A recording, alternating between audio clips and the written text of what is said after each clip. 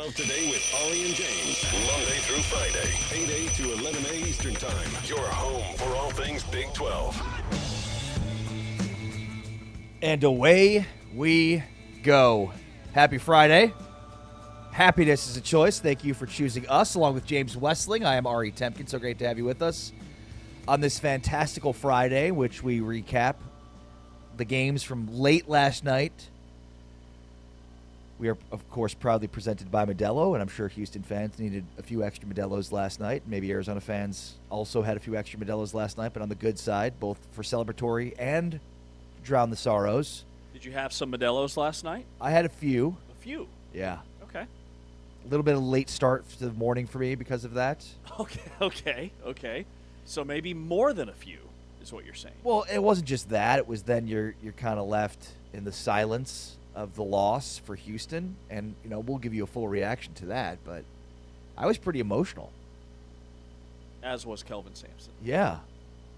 And that was the reason why I was emotional. And I mean, obviously I'm a KU fan and KU alum, but getting to know a lot of these coaches and personalities, I wanted it as badly for Kelvin Sampson as anybody else. That sucked. Dude, that was terrible. Yeah, on one side, congratulations, Arizona. That was amazing. Polar opposite games. On the other side, that sucked. Illinois beat Houston at their own game.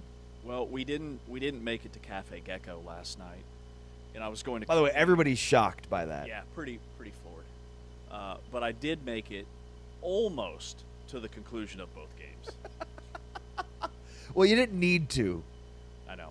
I couldn't stomach when Illinois went on that run early in the second half. That's when I had enough. I was pouting, was disappointed, cried myself to sleep. Brutal loss. But I was going to come in here today and say that I am your new age accountability partner. Okay. So that's why we didn't make it to Cafe Gecko. We made better life choices. Yes. We feel up and alive today. We're zipping around this studio like a hummingbird, ready for the next 3 hours. I don't need an accountability partner, but thank you. And I took that personally. I'm fine. Don't judge me. Yeah, the late games last night, not so good. But the early games last night were absolute bangers. And, it's funny because there's been so much talk about parity or lack thereof in this tournament. And, is Cinderella dead? And is it good for the sport to not have any representation of blah, blah, blah, blah, blah. Look, I mean, it's a Big Ten team, but what Iowa is doing right now with Ben McCollum, I don't know what to call it, if we're going to call it parody or what, but it is a remarkable story. And it's proves in many ways that no matter the mid-majors, the high points, or the George Masons of the world, Madness always delivers incredible storylines. Mm-hmm. Always. Even in the years of the transfer portal and the NIL era. I mean, this is an incredible storyline because you've got a coach, his assistants, and a star who 2 years ago were playing at Northwest Missouri State. Division II school in Maryville, Missouri. And a former powerhouse in football at the Division II FCS level. Yeah. I didn't know their basketball was that good. But Ben McCollum is that good. And when you think about, Bennett Sturtz was doing this at the D2 level, got no offers. It's, again, it's not parody, but it still is a story that delivers in the madness of March. Sturtz, who is this close to being a Kansas State Wildcat. His girlfriend's on the K-State dance team. K-State thought they had him in the portal. Then McCollum gets the Iowa job, and he goes with his coach. Which makes a ton of sense. Would you rather rather play for Ben McCollum? Or a guy who's no longer coaching. Yeah. At the Division I level. The Cinderella may be dead in college basketball, but the era of the blue blood is also dead. I mean, you look at going into this Sweet 16, it was the first Sweet 16 since the 1970s that didn't have UCLA, Kansas, Kentucky, or North Carolina in the Final 16. And this new age of Purdue's had an incredible run. Houston, even with the loss, has had a remarkable run. They are the winningest program in the last 9 seasons. Illinois, with Brad Underwood, has stepped it up. Yeah, back-to-back. two Elite Eights in 3 years now for Brad Underwood. And back-to-back. Yeah, back to back. And then you have teams like Iowa, teams like Nebraska, which are new blood. And we had that last year, too, with some of the power conference sleeper teams that made deep runs.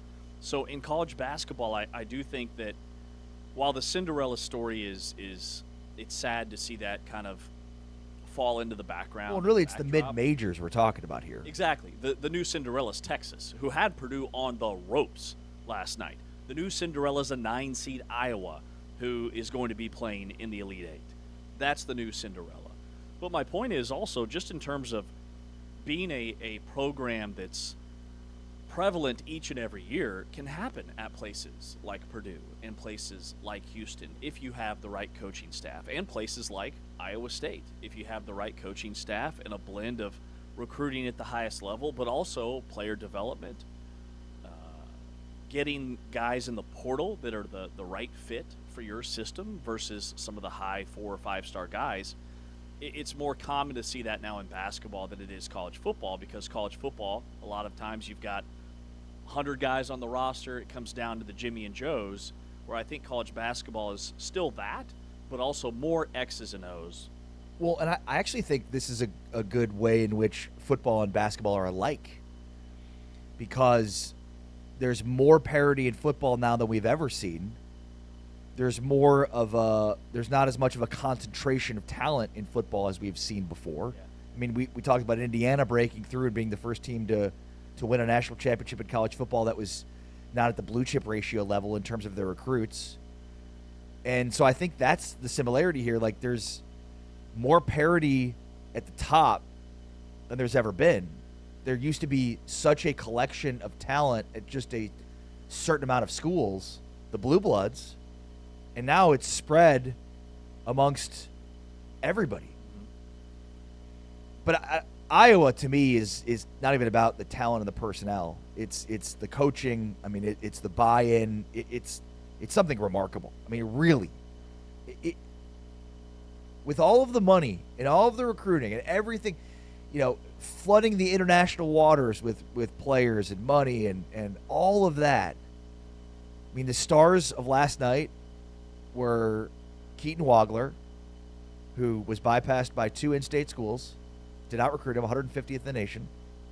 K-State had to go all the way to Europe and spend a bunch of money to bring guys over from Europe and didn't even see the kid from Shawnee. Right. And Bennett Sturtz, was not recruited, Division II player. Yeah. And you look at a team like Iowa and a team like Texas, who is in the Sweet 16, even though they lost last night. I mean, we're seeing a trend now. This is back-to-back tournaments in this NIL era where your Sweet 16 Elite 8 teams are from power conferences, but you do still have some sleeper teams. Like Ole Miss was in the Sweet 16 last year as a 6th seed. Yeah. You had BYU in the Sweet 16 as a 6th seed. Well, I think about NC State. Was that 2 years ago? That was 2 years ago. You had Arkansas last year as a 10 seed who made a run to the Sweet 16. Yeah. And then even Texas Tech was kind of a sleeper team last year as a 3 seed, making it to the Elite 8. So it is different, but... Were they the lowest seeded team of the Elite 8 last year? Yes. Yeah. How about that? Yeah. The 3 seed was the lowest seeded team in the Elite 8. This year you've got a 9 seed in Iowa. But, I mean, Illinois is a really good basketball team. It was tough to see Houston lose in the way that they did, but give Illinois credit. They had a brilliant game plan coming in where they were going to let Chris Sinak beat them from the perimeter from that mid-range game. They let him shoot baseline jumper after baseline jumper in the first half, and he just could not get one to go. But also how they've constructed their roster. Wagler was a tremendous find. But then they did tap into the international market. Their 2 7-footers on the inside are very skilled. Stojakovic was really the difference to me, coming off the bench to score 13, most of that in the first half. I mean, he looked like a guy that would start just about anywhere else in the country. So Illinois also dominating Houston on the offensive glass from the get-go. Like, the offensive rebounding about midway through the first half was 11-2. They were just destroying Houston on the boards. And then another trend we should talk about later is bigger, taller teams in college basketball are the teams that are winning in this modern era that we can get into later. But the last 2 or 3 tournaments, there's been a major uptick, and I've got a graph that maybe Anthony pulled we'll look at later, where these bigger teams are the ones that are going further, rebounding, points in the paint. The sport is shifting a little bit where, sure, making threes is still a huge part of the offense, but the teams that off of those missed threes get second chance points and dominate the paint like Arizona did last night against Arkansas are the teams that are winning now. Yeah, and I mean, the average height for Illinois is 6'8". They're massive. And, Merkovich, the Visick twins, I mean, yeah, they're really good. And, unfortunately for Houston, that's the reason I picked Illinois to get to the Final Four. And that's the one region I picked three 1 seeds and Illinois to get to the Final Four this year because it felt like the South was the one region that could have some chaos. And that's obviously what we're seeing now with the 3-seeded Illinois and 9-seeded Iowa playing for a spot in the Final Four. By the way, your Final Four is looking really good. If you had 3 1 seeds in Illinois, that was a great pick by you. And Illinois, remember, they beat Texas Tech back in the non-conference by almost 30. Yeah. Like, that should have been more of an eye-opening win for Illinois. And that's also what makes the tournament so great. You see these teams in a small sample size in the non-conference. Then you get into conference play, and sometimes teams have more losses than they should because everybody else in their leagues knows those coaching tendencies and characteristics of that team. And then you get in the tournament, and all that gets thrown by the wayside. Like, you get in the tournament, and the best teams win. The teams that are the best at what they do from a matchup standpoint are the teams that go further. You either got to either force them to play your style or change to play their style and still beat them at their style. It's the ultimate chess match. Yeah. More on the Houston-Illinois game coming up. Plus, we got to break down what Arizona did to Arkansas last night. That was definitely NSFW. Of course, we're previewing tonight's Sweet 16 matchup for the Big 12. Iowa State taking on Tennessee. Will Joshua Jefferson be available? And how about TJ Otzelberger, who a couple of days ago was pretty pointed in saying how happy he is at Iowa State, and yet the rumors still swirling about North Carolina, so he doubled down. Here's more TJ Otzelberger doubling down in his Iowa State-ness. Yeah, I would say anytime your name comes up in a positive light, it's a credit to the young men in your program, the work that they do, and that sort of thing. In terms of future and that sort of thing, like for us, we're at Iowa State. We're thrilled to be Cyclones. I know a lot of coaches get up here and say those type of things, and then you say, well, next week that changes. That doesn't change for us. We're Cyclones for the long haul. We're thrilled at the experience that we've had up to this point, and we're excited for a future even better than the 5 years we've had. So I couldn't be more excited about our future. I couldn't be more thrilled for what we have in front of us, and couldn't be more proud of being part of Cyclone basketball. I think, the programs that you study that are at the highest level have tremendous alignment.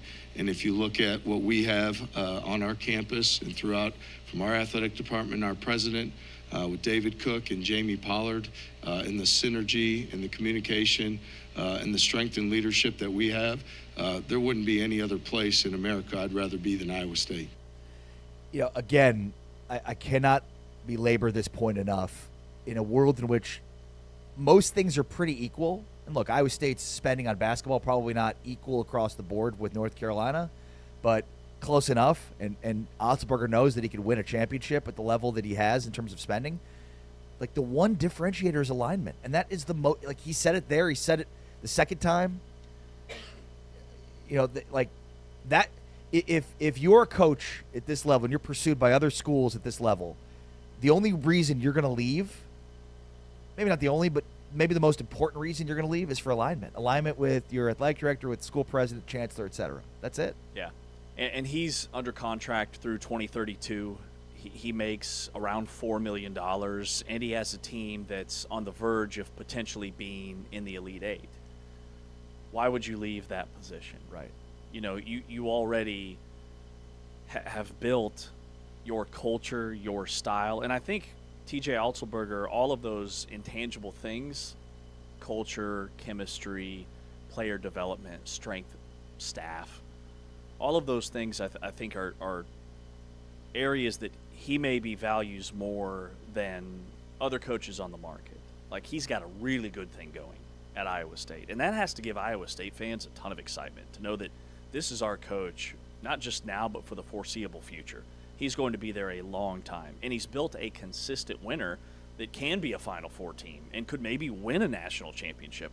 And then I also think on top of that, you're playing basketball in the best conference in America. Like, the Big 12 is still, even with Houston's elimination, I believe the best basketball conference in America, top to bottom, in terms of the depth, in terms of the quality teams that are capable of winning national championships. Sure, you can look at a North Carolina and all the prestige, but what does the ACC look like in the next 3 or 4 years? Yeah. Like, that's another thing that I think that a lot of these coaches may be weary of. I mean, it's Duke right now dominating the ACC and everybody else. Yeah, and I mean, like, you played a building in Ames that is rocking. It's one of the best environments in college basketball. Like, it makes a ton of sense to not leave, and so I'm not surprised at all by Otzelberger's comments. In terms of the game tonight, obviously Joshua Jefferson's health is front and center. He was shown at a shoot-around without anything, without a boot or anything going, so that's a good sign. Here's what Otzelberger said on his health in an update yesterday. Yeah, there's nothing new at this point. I mean, we're going to give him every opportunity up until the game to do everything he can. He's a fierce competitor. Our medical staff has been amazing, and he's continued to work diligently. But at this point, it'd be premature to make any type of determination until we get closer to tip. All right, so that's what Otz had to say. What about Joshua Jefferson himself? Here's what he told Alex Bussey of 24/7 Sports. Feeling good right now.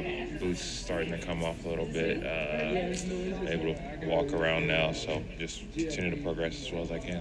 How much were you able to practice this week before getting back to Chicago? None. Still haven't done much practice at all. Just been a lot of rehab with Vic so far. Today in shoot-around, how much you plan to be able to participate in that? See how I feel walking around first. It'll be my first time walking around in court shoes right now, so yeah. So you go. It was his first time walking around in court shoes when he did shoot-around. Hadn't practiced all week. Going to be tough, but, the reality is, Trayvon Mark in the Texas game rolled his ankle really badly, and he was limping through the entire game. Still scored 29 points and was elite at times. So, this is finishing the marathon, right? What do you got left? And look, I understand, physical limitations. I'm not saying he needs to play. I'm just saying, if he's going to play, he's not going to be 100% healthy, but hopefully he can still help you. Yeah, and there's about a half-minute video of him at shoot-around. Yeah. It's from Alec, and he still looks very hobbled to me. He is moving very slow. And the fact that he hasn't practiced at all, I don't think he's going to go tonight. If he can't get through a 60-minute, essentially a walkthrough, without pain and discomfort, and then the risk of further injuring the ankle, because remember, he's 6'9", 250 pounds. He's built like an NFL tight end. That's a lot of weight on a lot of lateral movement, especially the way he plays.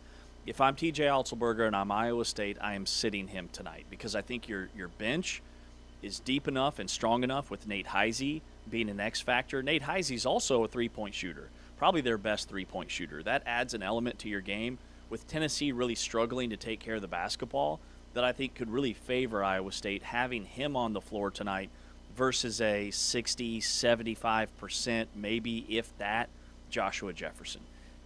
John Walters, the voice of the Iowa State Cyclones, will join us later on in the show. We're also talking with the former coach and guy that James works a ton with, Tim Welsh from ESPN, joining us as well later on in the show today. We are busy on this Sweet 16 Friday, recapping what happened last night next. Plus, we'll hear from Kelvin Sampson, Tommy Lloyd, all on the way as we recap a win and a loss late last night for the Big 12. With James Westling, I'm Ari Tepkin. This is Big 12 Today, presented by Modelo. Heard on TuneIn and watched on Big 12 Studios.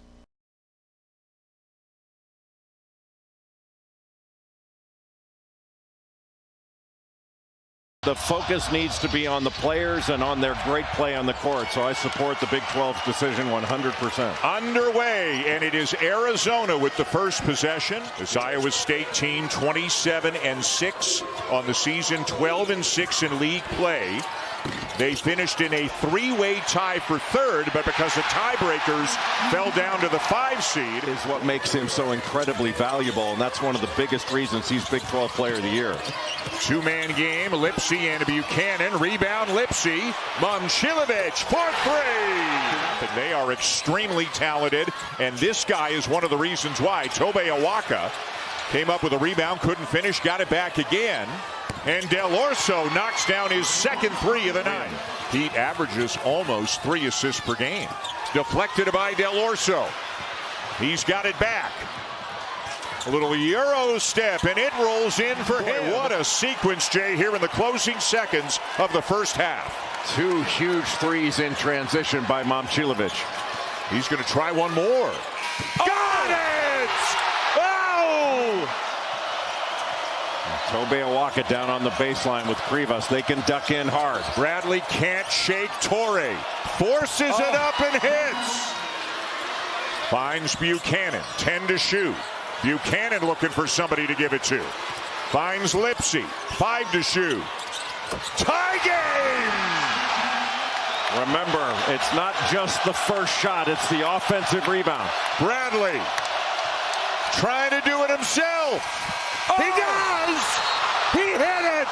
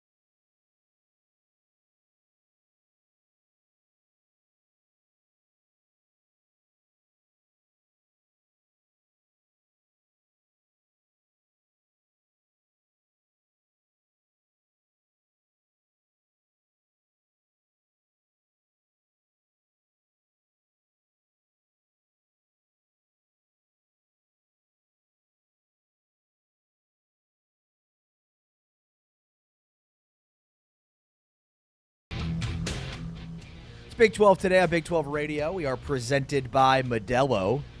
Recapping last night's Sweet 16 action. Arizona beats Arkansas. Illinois over Houston. Plus, we'll preview Tennessee and Iowa State. And later on, we'll get to James's point about the sport is shifting. By the way, you can catch every March Madness game as a part of TuneIn Premium. TuneIn Premium, you're home to listen to every Big 12 football, basketball game all season long. Head over to College Sports on TuneIn, click at your favorite team, and start your free trial today. It is fantastic. If you have not been checking out all of the components of TuneIn and how interactive it is, of course, you're listening to us on TuneIn for free, but you can get more access to more content, more games, more with TuneIn Premium. Check it out and start listening with TuneIn Premium today. And, of course, you get all access to all college football, college basketball, including March Madness. Plus commercial-free ESPN radio, over 300 commercial-free music stations for every mood and activity. There's nothing quite like TuneIn Premium, James. All right, James Westling, Ari Temkin, Big 12 today on Big 12 Radio, presented by Modelo.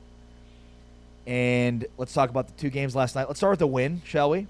Let's start happiness. I like that. Happiness is a choice, and I choose happiness. We're choosing Arizona to start with today. By the way, you see these Big 12 championship caps. So check them out at newera.com, where you can buy Big 12 championship gear for the Arizona Wildcats. This awesome logo on the side. I mean, this was an Arizona game, right? Like, this was, when you talk about dictating the terms, playing your style, this was exactly how Arizona wants to play. Like, attack the paint, draw fouls, rebound, wear opponents down with your size. That's what they did. They made Darius Acuff not matter in this game at all. They won this game basically in the first 11 minutes. Yeah. And Acuff's a baller. Like, it's very clear he's going to be an elite player in the NBA. He has superstar written all over him. I love the way he plays.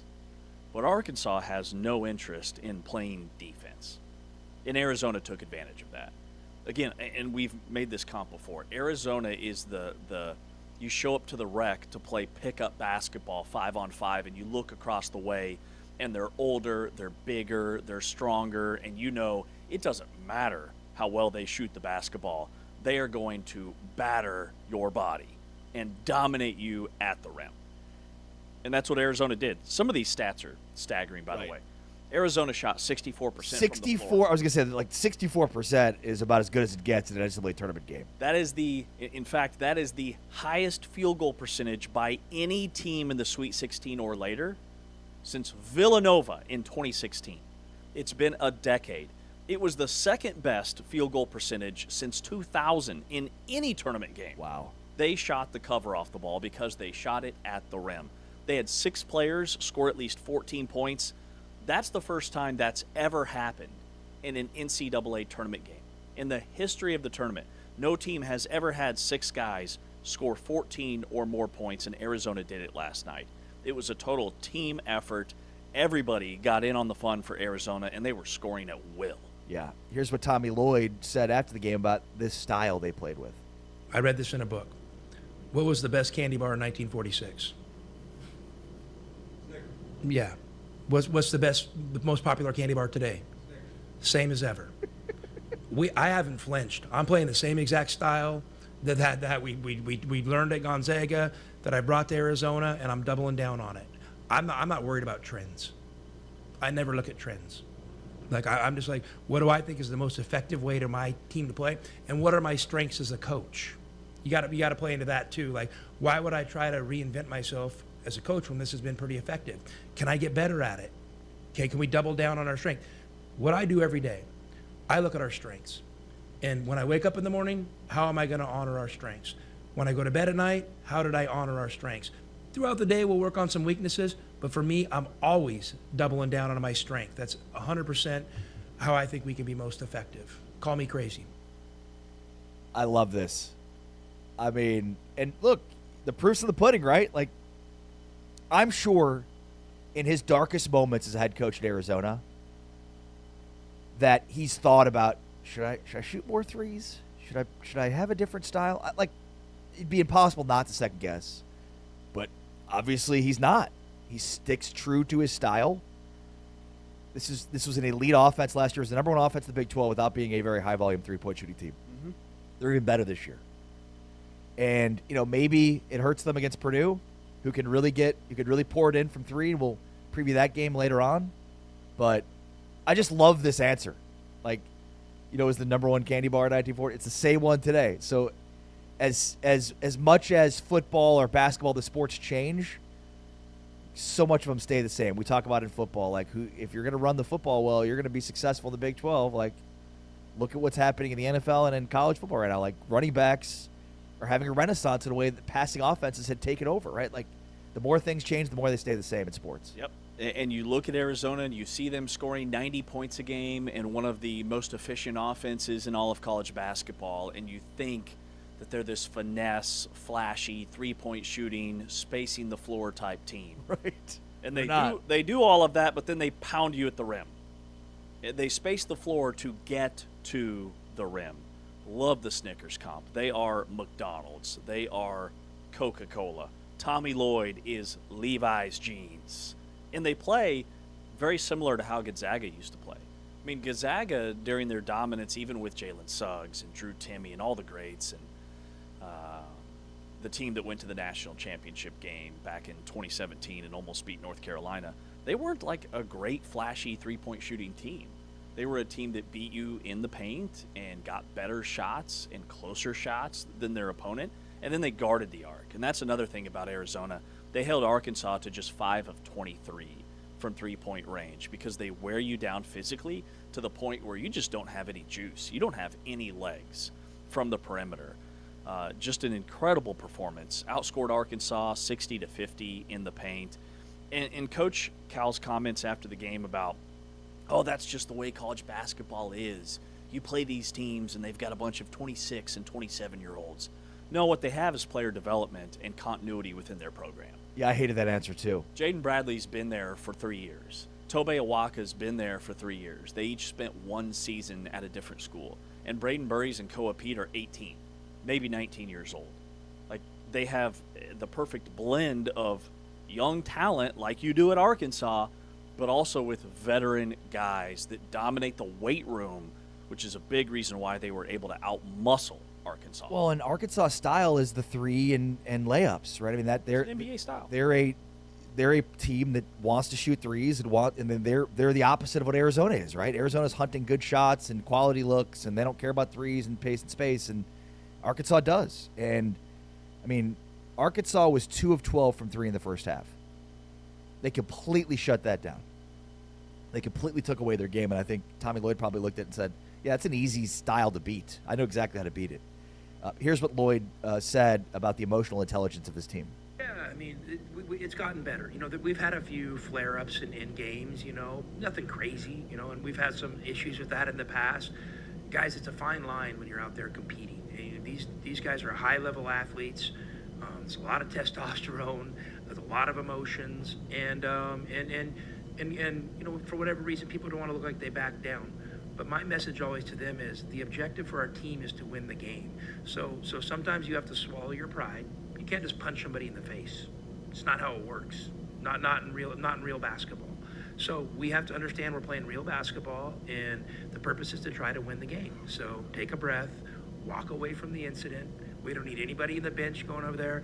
I don't even like it when our guys go over to grab a guy after there's been a melee, because that's the guy that always unintentionally puts his arm up and knocks a guy over, and it turns into more. Just like we had a guy earlier this year try to go pick Tobe up. You know what? I don't think Tobe needs anybody to pick him up. I don't think Tobe needs any support. I think he's fine.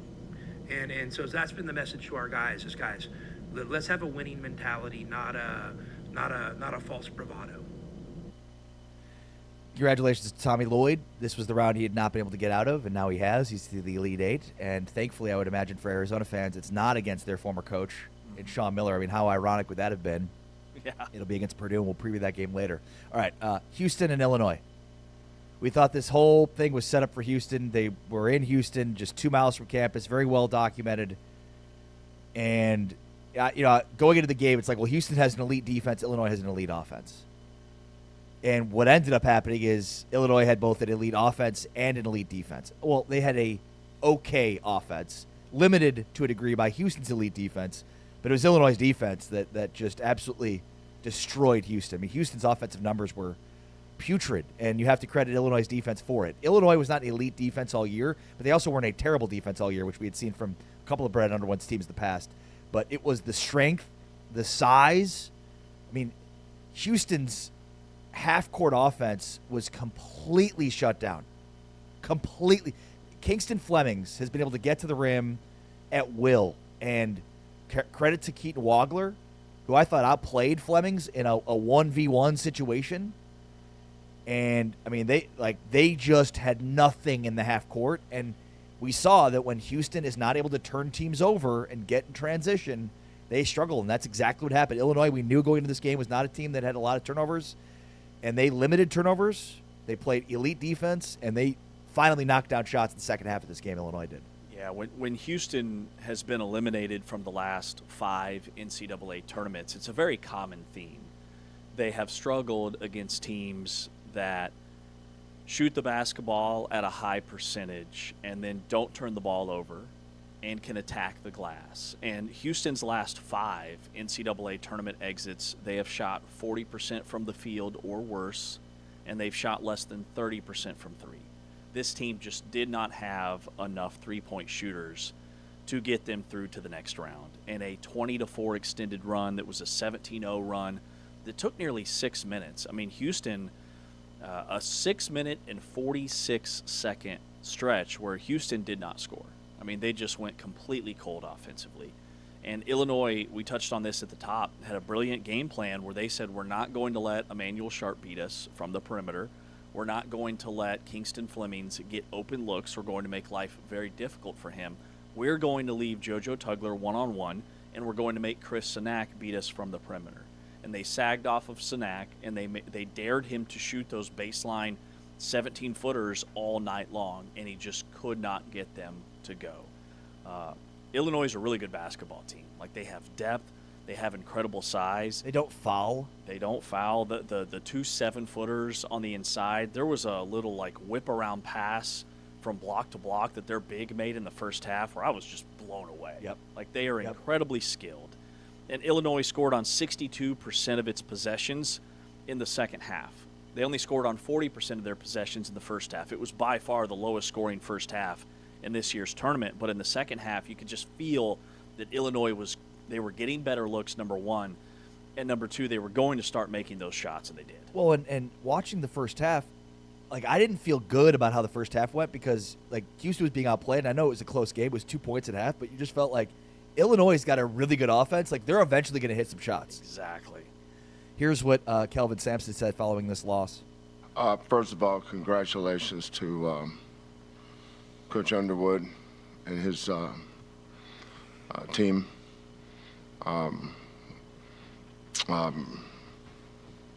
They have a good team, but so does Houston. Although both those teams were worthy of winning this game, but I thought the first half, it was just so uncharacteristic for us to miss so many of our open looks. Usually when we do that, we do a pretty good job of getting the offensive rebounds. But I thought both teams, we had 22 points. They had 24. So I thought both teams guarded the other team. You can tell we had a week to prepare for each other. We knew what they were going to do, and they knew what we were going to do. But they got some good looks and missed, and we got some really good looks too and missed. But sometimes making shots can be contagious. But sometimes missing shots can be contagious too. But proud of the way my team fought. Really disappointed that we lost this game. I felt like we could win this game.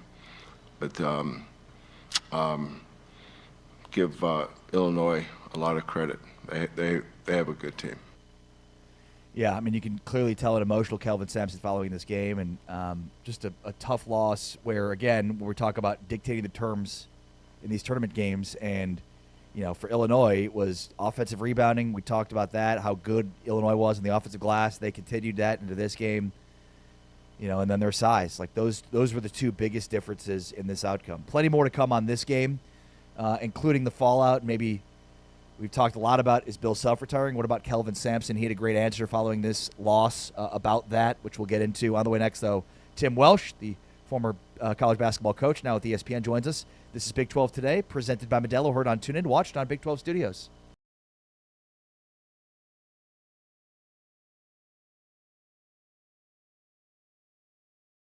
Arizona won it by 7. Just under a month ago, we are underway with a trophy on the line here tonight. And he'd love to add another one here in this game. And Arizona would like to get Braden Burries going early. He'll pick up an assist as Bradley knocks down a 3. Really good. 13th in the AP poll in the week before the season began, as Pete lays it in, but they were in the top 5. Into Pete, who's had a terrific night. Left hand up and good.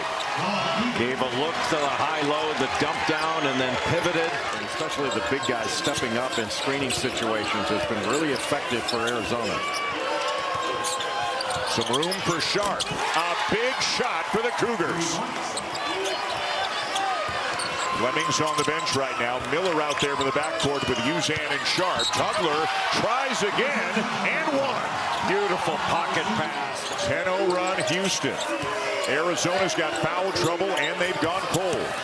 Miller driving, dumps it off. Laid in by Tugler. Shot clock at 7. Burries. He's going to have to put a shot up, and he banks it home. Back comes Flemings. Uzan. Hit it! And it's a 3-point game. That will do it. The regular season champs are the tournament champs here in Kansas City.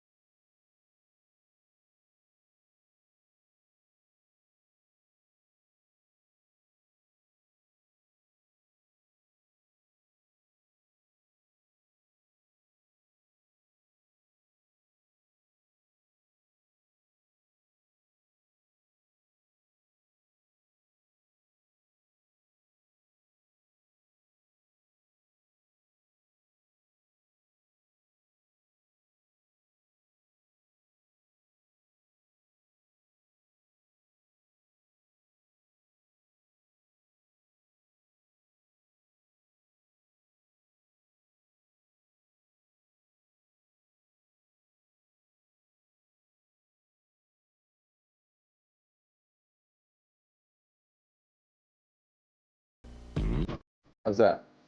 Flip it to the right. Oh. There we go. It's Big 12 today on Big 12 Radio. We are presented by Modelo following 4 games last night in the Sweet 16. There's more 4 games tonight. Let's talk about it with Tim Welsh, former coach, now with ESPN. Tim, how are you? Good morning, guys. Great to be back. Yeah, it's great to visit with you. Tim has worked in the past with me as we co-hosted shows together as part of Big 12 Radio in years past, and works now with James. So it works out perfectly, Tim. It's a lot of fun to have you on, and I'm sorry it took so long, man. Yeah, no, it's congratulations on the show. Really happy to be with you guys. All right, so let's talk about last night, and let's start with Kelvin Sampson because, as a former coach yourself, just take us through the emotions, especially for a guy in Sampson who's, he's been so close. He's been to 2 Final Fours. He nearly won the title last year, and in this game, Illinois just completely took Houston out of their game. Yeah, you can hear it in Kelvin's voice, and it's no different than any coach. When the tournament is so great, it's so rewarding just to get in. We all watch Selection Sundays, whether it's Houston or Arizona or Iowa State or High Point. It doesn't matter. All the players are very excited. Even when you're going to get in, you want to see who you're going to play. And that's the first step of the reward from what you do every day. And Kelvin, no one runs a program better than him, and it's a daily thing with Houston. And they run their program the same in June as they do in February, March, and April. It doesn't matter. There's a commitment to a final goal, and when that goal is ended and you don't reach it, it's so crushing because there's nothing. Everybody expects you, especially you get to this point. Everybody expects and thinks that they're going to win 2 and get to the Final Four. And Houston certainly should have felt that because they've been there. It's not like they're trying to do something they've never done. They've got a coach who knows how to get there for sure. And they've got a talented team in one of the best leagues, if not the best in the country. So from that perspective, you think you're going to win the game, and I don't think they leaned on where the venue was. Obviously it was talked about they're playing in Houston, but it's not their home court. None of that matters. They're still in a hotel. It's probably more of a distraction, to be honest with you, because of the tickets and people that are trying to bug you, and everybody in the world can come to the game that because it's a 15-minute drive or so to the arena. So having said that, it's really hard. It's really hard, and you love your team. If you get to this point, you love your team because they've really done a lot to get. When you get to the Sweet 16, you've got a good group of guys, not only talented players, but buy into the team concept of winning and not putting yourself above the team. And certainly in today's world, it's more evident than ever that can happen because of guys that they're playing for more money in NIL, or they're trying to put themselves on display to go into the portal or NBA or whatever it is. So the team concept at this point in the season is so important, and these teams that are here have taken that on and done well with it. So, but then you're always going to play a great team. You're always going to play a great team during this weekend. There's not one weak link. Right. There's bad matchups. We saw it last night with Arkansas and Arizona. That's just not a good matchup for Arkansas. But to be honest with you, nobody matches up well with Arizona, in my opinion. So it's hard. Again, they won 30 games. So when Kelvin sits down in about a week or so and goes out and chips in his backyard for a minute, he's going to be able to say, we had a great year. And to me, I've been as an assistant coach. We got to the Elite Eight once when I was at Syracuse, and we were all disappointed. And I remember our staff. You don't feel better until you get to the Final Four, as far as the convention with the coaches, and you see everybody else that you battled with. They're there too, and at the end of the day, there's only one champion. Yeah. So Tim, you were part of an Elite Eight run, as you noted, and then you had tournament teams when you were the head coach at Iona and Providence. Can you put into perspective how challenging it is to put together a game plan and truly scout the opponent on such a short turnaround, even from Selection Sunday to the first weekend, and then when you do it again, when you do make a deeper run in the Sweet 16 or Elite Eight? Yeah, it's challenging, but it's obviously, especially in today's world with all the electronics and ability to look at all the analytics, you can break a team down pretty quickly. And it's not your coaching staff that has an issue with it. You are going to be fully prepared. But it's really just implementing that with your team. How do you get that message across to your team, how good a team is? And I'll point back to last weekend when you saw Duke really struggle for a long period of time with Siena. And I think it was Malik Brown on the post-game interview on the court said, well, we didn't take him seriously. So that's the thing. And I'm sure John Shire and his staff prepared for Siena just as much as they're prepared tonight to play St. John's. But sometimes the players, you have to get that message across to them that this is every team in this tournament has a chance. And I heard Jerry McNamara after they got their selection that they were playing Duke saying, well, we're not just happy to be in the tournament. He goes, this has been done before now. I mean, that's the way the 16s can think these days because it has been done twice. And I didn't ever think it would be done, and now it's been done twice. So I think that the coaches can put that belief in their players. But the problem is that the one seeds have to understand that as well. But you got to get through it. But the whole thing is delivering that message to your players, but not oversaturating them with information. You still have to be yourself and come out and play your game. You mentioned this a moment ago that Arizona was a nightmare matchup for Arkansas. Why was that such a bad matchup for Arkansas and so good for Arizona? Well, Arizona is probably, I think, the most complete team in the country. I don't see any weaknesses at all. They've got great guard play, good young players, veteran experience. They've got size. They can play fast. I mean, last night I think they had over 60 points in the paint.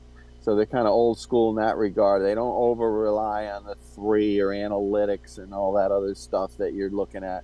They just play basketball. They play basketball the old-fashioned way. They beat you.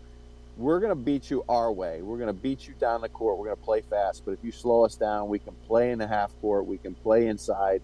And then if you take away the inside, we have guards that can shoot from the outside, and we're going to play very good defense. And they have depth. And Arkansas, the issue with Arkansas was if they were matched up with a really good high-scoring team, the team that can beat you in a lot of ways, they've had issues all year. Their defense is not their staple. We all know it's their guards, it's their offense, it's their pace of play. They're terrific. That's why they played last night. But that size was just too much up front for Arkansas to deal with. And I think it's going to be a problem for a lot of teams. They were my pick at the beginning of this tournament, and I haven't changed my mind at all.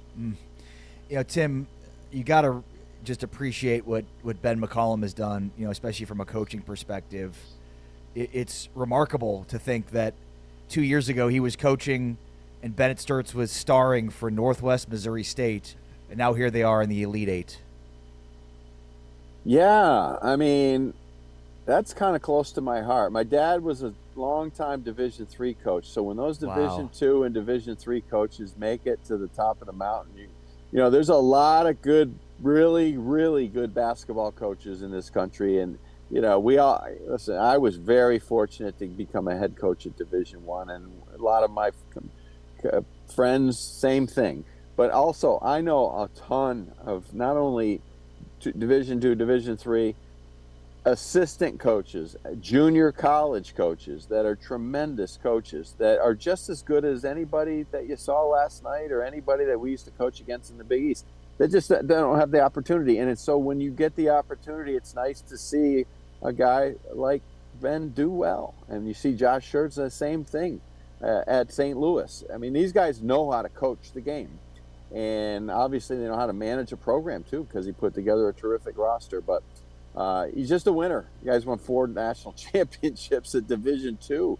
I mean, he knows how to win. And, I don't think they can beat Illinois, but they might. They've got some magic. And they just, last night, I don't know, the basketball gods granted them, even at the last 50 seconds when they come out of the timeout, Nebraska's got 4 players on the court, for God's sakes. But I was a great story. When I looked at that game last night, I thought Nebraska was a better team probably. But then I said, wait, Iowa beat what they did to Florida last weekend. That might carry, and it did last night. Tim, did you ever take the floor with 4 players with less than a minute to go in a game? Gosh, I've seen everything. I've probably seen it all through the years. And like I said, my dad was a coach, so I've been going to games since I was like 6 years old. Yeah. And that's a long time. And I've seen a lot of basketball. And you and I go to games now, and we work the games. And I don't remember seeing that. We probably saw it somewhere, sometime, but not when the game of this not in a game of this magnitude last night. At that point of the game, too. Right in the last minute of a 3-point game. It's just incredible that happened. And, it's when I started coaching, somebody gave me this advice. I don't remember who, but I was lucky enough to meet a lot of legendary coaches. Maybe my dad used to take me to clinics with Bobby Knight and John Wooden, and got a picture of myself in a suit at 10 years old standing next to Coach Wooden. And maybe it was him at a clinic, but it stuck with me. It said, when you're an assistant coach, you have to act like an assistant. With all due respect, the head coach is the head coach, but you have to think like a head coach. And so you have to think all parts of the game all the time as an assistant coach. Even if you have only limited responsibilities, you have to think like that head coach. So somebody messed up over there on the sidelines with Fred, and it wasn't Fred's fault. He's got a million things going on. Someone's got to count the players going out on the floor, and maybe one guy has that duty and he messed it up, but you know what, someone else got to step in at that point, at that moment. And listen, we've all made mistakes coaching. I made a million of them. I still think back to situations where I would have done things differently, but last night was unbelievable. I felt bad. I felt bad for him because Fred's a great coach. They've done a tremendous job with that program, and they'll be back, but that one hurts to end it that way. Mm-hmm. Tim Welsh, former Iona and Providence head coach, now with ESPN. Tim, thanks for your time this morning. Appreciate it very much. Oh, guys, thanks for having us on. Great to be with you. Yeah, take care. See you, Tim. Great to talk with Tim Welsh, the former Iona and Providence head coach, now doing great work in the media side with ESPN, giving us his thoughts from a coaching perspective on the games from last night.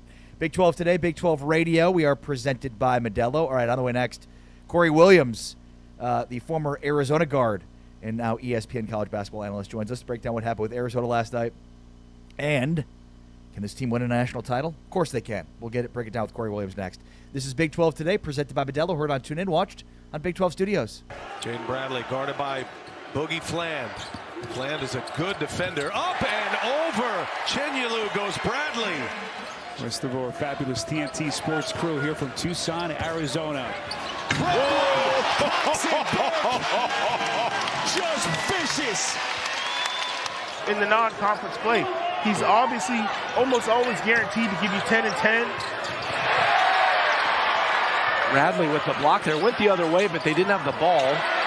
That's going to be out of bounds. David Punch. That tough shot, challenge. Kribas, you talked about it earlier. Yep. The effect, even though he doesn't get a block shot, Fran, he clearly changed that one. It's back to the other end. Jaden Bradley, chance for 4. Roy pulls off target from deep, buries the rebound. Karchenkov in transition. Bradley, look out! But I think Kingston Clemens is the sole reason as to why. Pachucas threw it right away to Bradley all alone. Del Orso, three. Tough one. Oh, Karchenkov, what a save. Nice. Great look. Del Orso from Bradley. Remember, it's not just the first shot, it's the offensive rebound.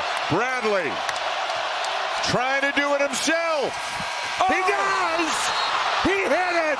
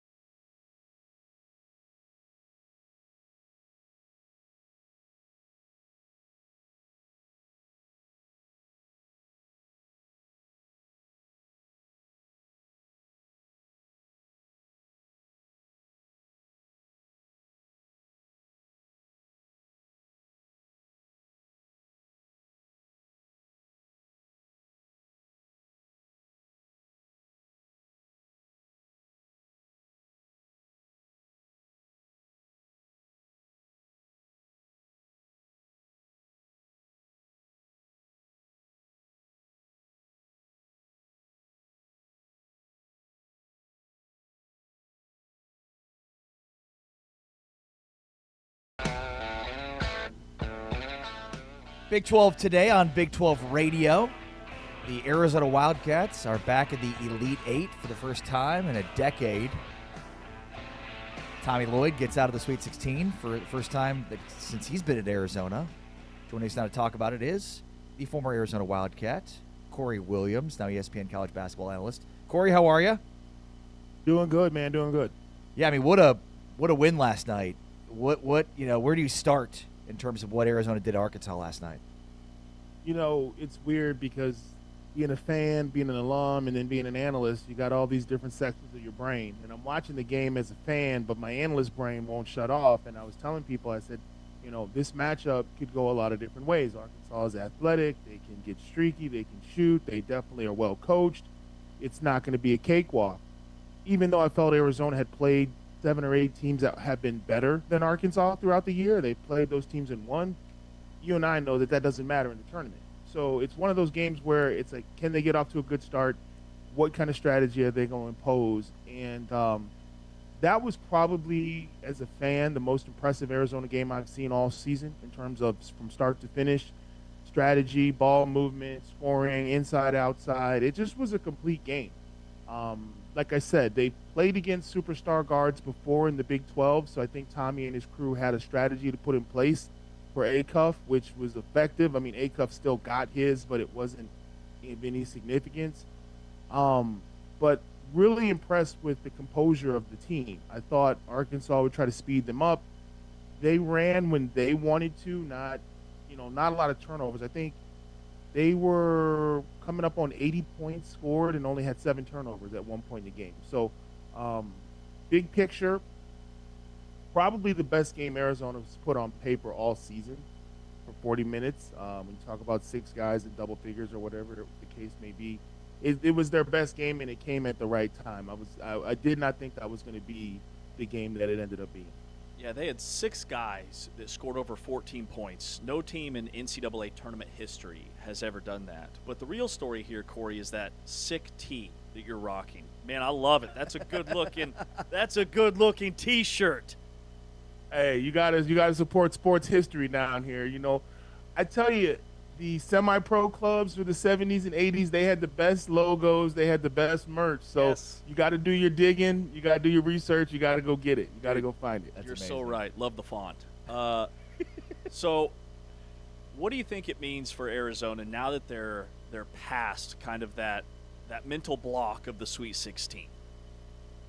Well, the mental block was one that our fans had. We're the ones with PTSD. We haven't seen a championship since '97. We fielded teams in a lot of years that were good enough to probably win a national championship, but for one reason or another, they fell short. And I've spent a lot of time around this year's team, and they don't have any mental blocks. And I don't say that to brag. I say that as just an honest assessment of the way that they're wired. The fact that there were 6 guys in double figures, the ball went where it was supposed to go last night. These kids don't care. They just want to play and win. They don't care how they win. They don't care if it's going to be Tobe or Krevis or Braden Burries. They are connected in a way that is so strange when you think about starting 3 freshmen. But it's all held together by the senior point guard. Mental block for Arizona fans, yes. Everybody's going to be on pins and needles tomorrow night. Purdue is a really good team. I feel slightly better about our chances against Purdue than I did against Arkansas. But if Tommy Lloyd and this team can find a way to outlast Purdue tomorrow, it will be a big sigh of relief in Tucson. Tucson's been wanting a Final Four appearance. And everybody knows when you get to the Final Four, it's just a crapshoot. You roll the dice. All the teams that make it that far can beat each other any given night. But to get that Final Four, to have a week off, to enjoy it, to prep for it, that would be huge for the Arizona fan base, huge for the program, and all the sports writers out here that's been following the team for decades. But mental block, I don't think this team had a mental block. I think this team's had a chip on its shoulder since the season started when they were giving out the preseason rankings. I think they've done a great job of shielding the locker room from the pressure and everything that's been swirling around. This team has 0 people, I shouldn't say 0 people, but very few people from last year's team.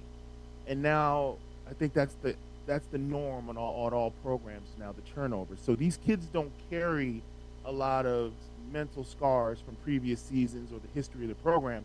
This is their first go, and they want to make it the best one they can possibly make it. You just mentioned there that you thought like you were more afraid of the Arkansas matchup than the Purdue one. So why is that? Arkansas got more dunks against Arizona last night than any team all season long. They were doing chin-ups on the rim. They were getting tip dunks, drop-off dunks in the lane. Their athleticism was off the charts. Nobody had gotten that close to the rim against Arizona. Arizona's been winning its games in the majority of ways where they just shut off the lane. Like, you're not getting layups. You're not getting dunks. Arkansas was living at the rim. Now, it wasn't enough, but I was texting my boy during the game, and I was like, yo, these fools are dunking everything. And if you play basketball, you know that the dunk is the ultimate surrender. It's the ultimate sign or symbol that your defense is trash. I can get close enough to the rim to get fancy, cock it back, and dunk it. So emotionally, dunks take a toll on you. But this team didn't really seem to be shook or worried about the dunks because, you know, they were up 10, 11, 12, 14, whatever. But their athleticism combined with Acuff, they get hot shooting threes. I think they were like 1 for 11 in the first half or something like that. They go 5 for 11 or 4 for 11. You got totally different ball game. But they couldn't make threes, so the dunks didn't matter. You pair those threes and those dunks, they could bounce Arizona from the tournament. But it just didn't work out from the shooting perspective. They were ice cold. They got hot, made some threes in the second half. But Purdue doesn't have that finish at the rim athleticism that troubled me. Purdue runs sets. They run guys off staggered. They pick, they slide, they pass, they post, they are a traditional, well-oiled machine. Now, you've only got, 24 hours to get ready for them. You take their major tendencies, you put them on film, and you try to prep your guys. But with Purdue, you know what's coming. Nobody clears out and does their thing for Purdue except the point guard. Acuff and what he could do with those guys that could finish, that was concerning. Purdue, I think, is a system, and we're superior athletically to Purdue. So I would give us a very slight advantage in the game tomorrow, just because I think Arizona's athleticism will bother Purdue. And Purdue has to worry about the three-headed monster. If their bigs are in foul trouble, they're a completely different team. If our bigs are in foul trouble, we're a completely different team. So I hope the refs let both teams play tomorrow. I would hate to see either team have a big man with a couple of fouls in the opening 5 minutes of tomorrow's game. Purdue is the smallest, the shortest, I should say, team left in the field of the teams that were in the Sweet 16. Their average height is the lowest among anybody. Why do you think college basketball is kind of trending back towards dominant big men? Like, we saw a graph where the last two tournaments, the teams that have superior bigs are the teams that are making it deepest in this field. I blame Steph Curry. It's the Steph Curry effect. Steph Curry came in 10 years ago and made three-pointers look like they were layups. Yeah. And every kid that's in college now has grown up watching Steph Curry. And they are in love with that arc. Even the 6'8", 6'9" kids want to be stretch fours and stretch fives like Anthony Davis. Everybody wants to shoot the ball. But the coaches are from my generation and older. They remember the 80s and the 90s and the early 2000s where you had a Tim Duncan at Wake Forest. You know what I'm saying? You had bigs at every college. And the coaches have come full circle and say, you know what? I'm going to go get some bigs you've never heard of, and I'm going to coach them up, and we're going to bloody you and punch you in the mouth. And you can't tell me that Mo Crevis was a name that anybody knew before Tommy brought him to Arizona. He's now a superstar. He's going to command a ton of money in the NIL space. But this is a kid that was walking around for people to pick. Nobody had heard of him. You're seeing college coaches go get solid bigs, and the bigs are becoming superstars because the climate is most bigs don't want to bang anymore. Yeah. They weren't taught how to bang. They don't know how to post defend. They don't want to dunk on people. Toby Awaka is drop step dunking on people, and these guys are moving out the way because, hey, that's not my thing, bro. I'm 6'9", but I don't do that. Well, we got guys that do that. So coaches are seeing, you know what? if I go get some bruisers and pair them with some comparable guards, I can start to win. So, yes, the trend, I mean, Boozer at Duke, he lives in the lane. No one stops him. Yes, he can dunk, but he's not an above-the-rim type of guy. He's just a physical monster that no one can stop. So I like the trend. I love the era of the big man coming back. You see it in the NBA with Giannis and Joker, and you're seeing guys realize, like, you know, why are we making this game difficult? Get as close to the basket as you can, get the 2 points. So I think the elite coaches are, like, on the hunt for bigs. I mean, we lost Vasar to North Carolina. He had a sensational year for them in the ACC. Now they're trying to steal Tommy Lloyd from everything I'm reading on the internet. But it's this trend of getting solid bigs and then getting the good guards to pair with them. I love the fact that it's going back to the era of the big men. Well, and it's funny, too, with talking about Arizona specifically, it's not even just their big men that are doing that. I mean, Jaden Bradley backs dudes down, and, I mean, he takes smaller point guards and backs him down and goes to the post. So I think it's just the mentality of Arizona's team entirely built from Tommy Lloyd. Yeah, I mean, they're the kind of team, I said this earlier this year, they remind me of my grandmother. They can beat you a lot of different ways. I mean, that's just Arizona, man. I mean, Jaden Bradley, whatever advantage they feel they have. Yeah. And it's funny because usually it's the point guard telling the rest of the team, guys, this is what's working, this is what we're going to do. But Arizona, this particular team, they all see it at the same time. It's like pick and roll, hit Koa. Koa knows the three is open in the corner, and he passes to the three in the corner. Like, they all instinctively know where the best shot is, and that is a coach's dream and an opposing coach's nightmare. When the players know the solution to the strategy, as a coach, you can just sit back and put your feet up, but your job as an opposing coach is to try to confuse the players and force the ball to the worst option. That's what every coach tries to do. I was really impressed with the basketball IQ of this team. I think Bradley's leadership, what he does with the ball, has trickled down to the rest of the guys. They understand that taking care of the ball is a responsibility. The open guy is the shooter, and they're very unselfish. And that only really happens if you have a point guard that sets that tone. Corey, you're way more connected than we are to the Arizona program. Is Tommy Lloyd a candidate for the North Carolina job? And if they do come calling, do you think he entertains it in any way? 100% speculation. Here we go. I know nothing. But okay. It's a lateral move at best. Right. North Carolina's program is not exactly where it used to be. They're trying to go outside the family.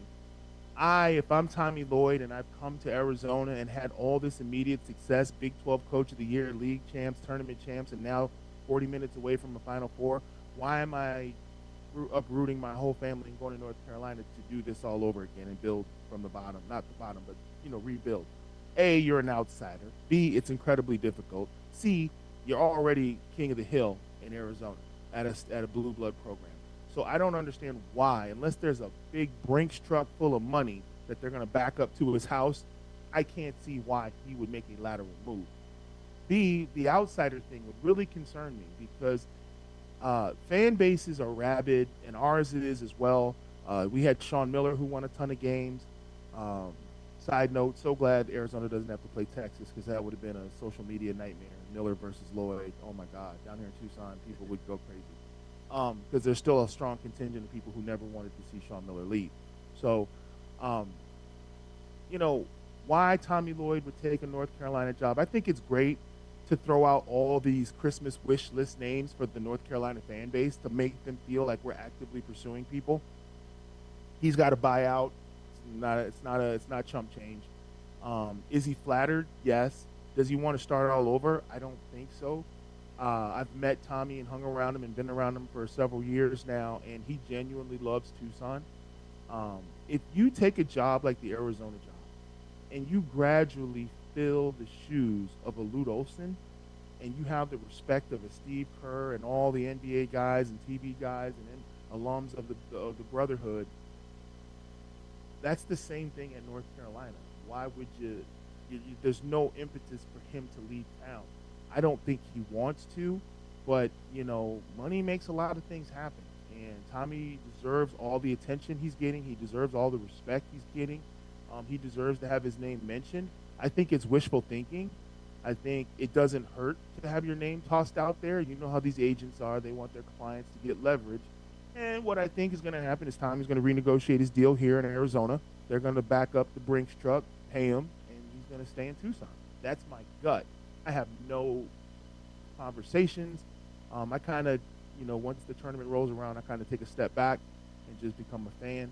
But for me, knowing how coaches move, Randy Bennett coming home to Phoenix to coach ASU makes total sense.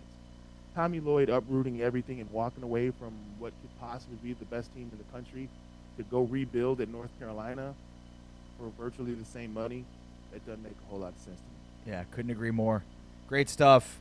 Corey Williams, good luck in the Elite Eight. Should be a fun one, and hopefully we're talking next week about Arizona in the Final Four.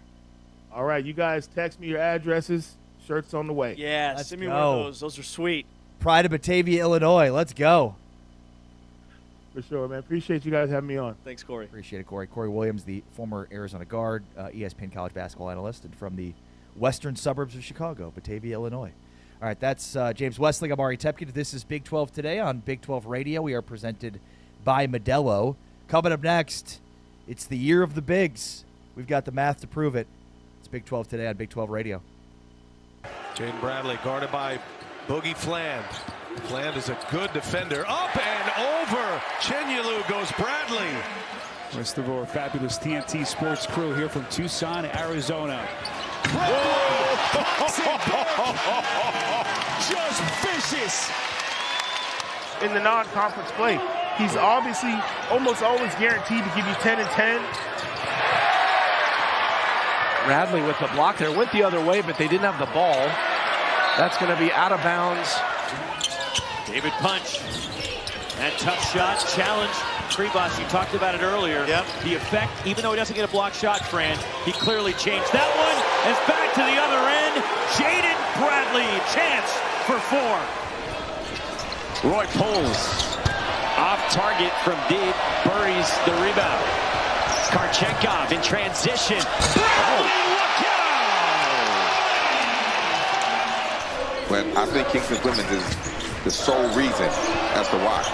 Machukas threw it right away to Bradley all alone.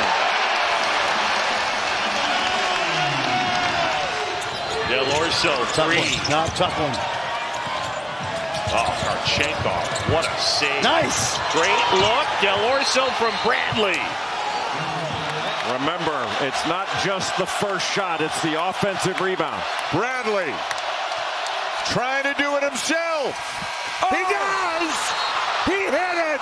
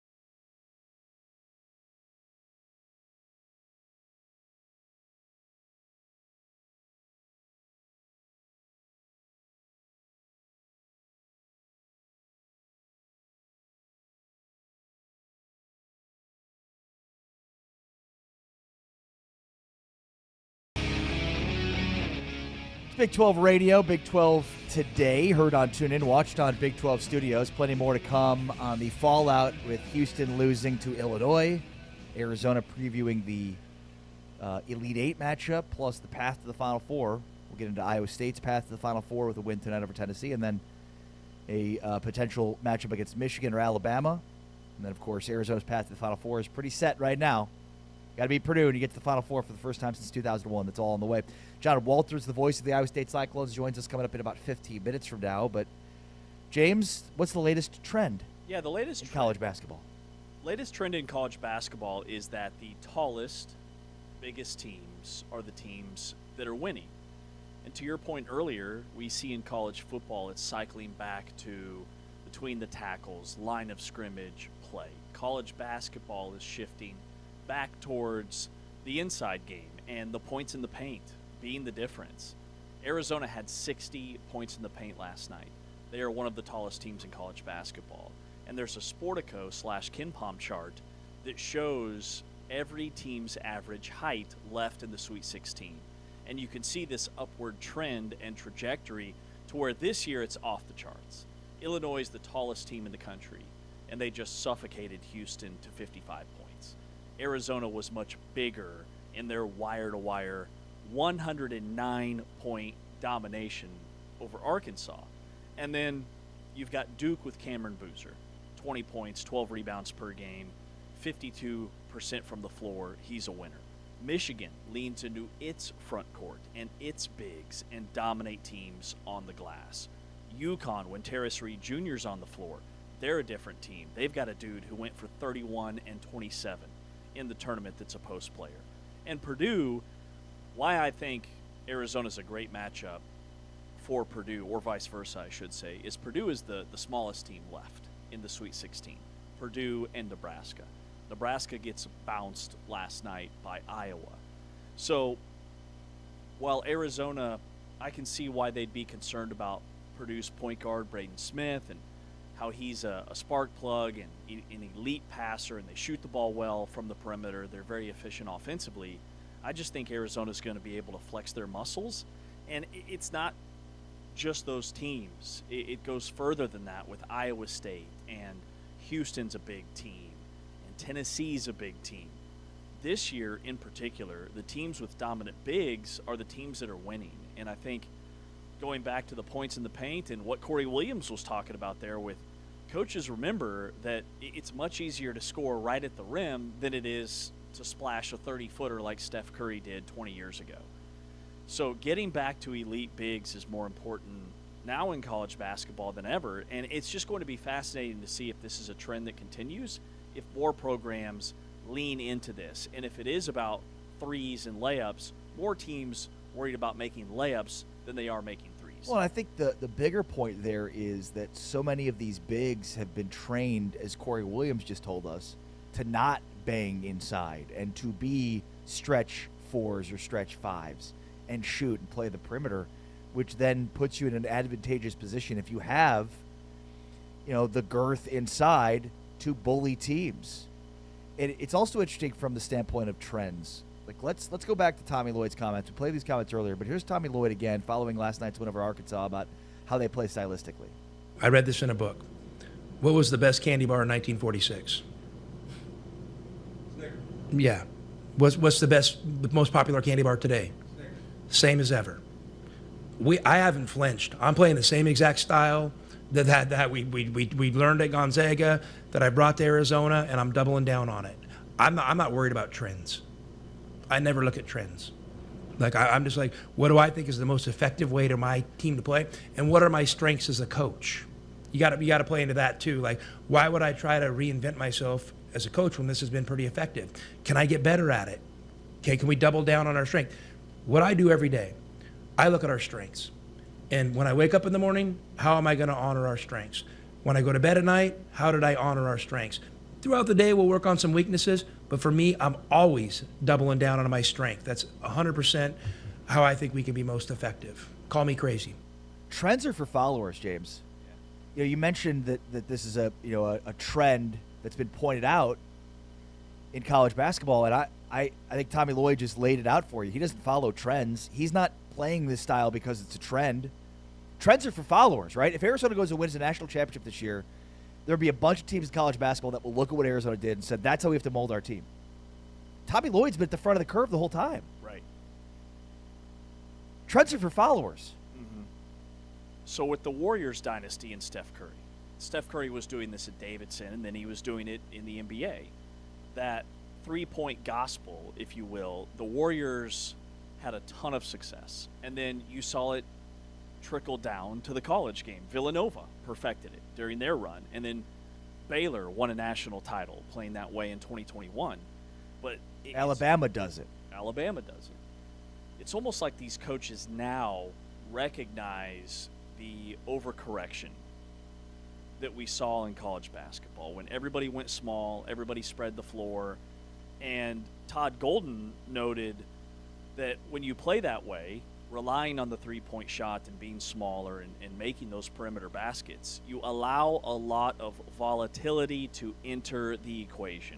Florida just won a national championship last year with they had really good guards, but really their identity were those post players, and Hauk and Condon and Chinyelu and dominating teams in the paint. And in a one-and-done tournament, volatility is your biggest weakness. If you have an off night shooting the basketball and you don't have the bigs to overcompensate for that, you're going to be vulnerable to being upset. So working inside out, really, in terms of going cold, like bigs don't have that volatility because bigs don't go cold when all of their points are right at the rim.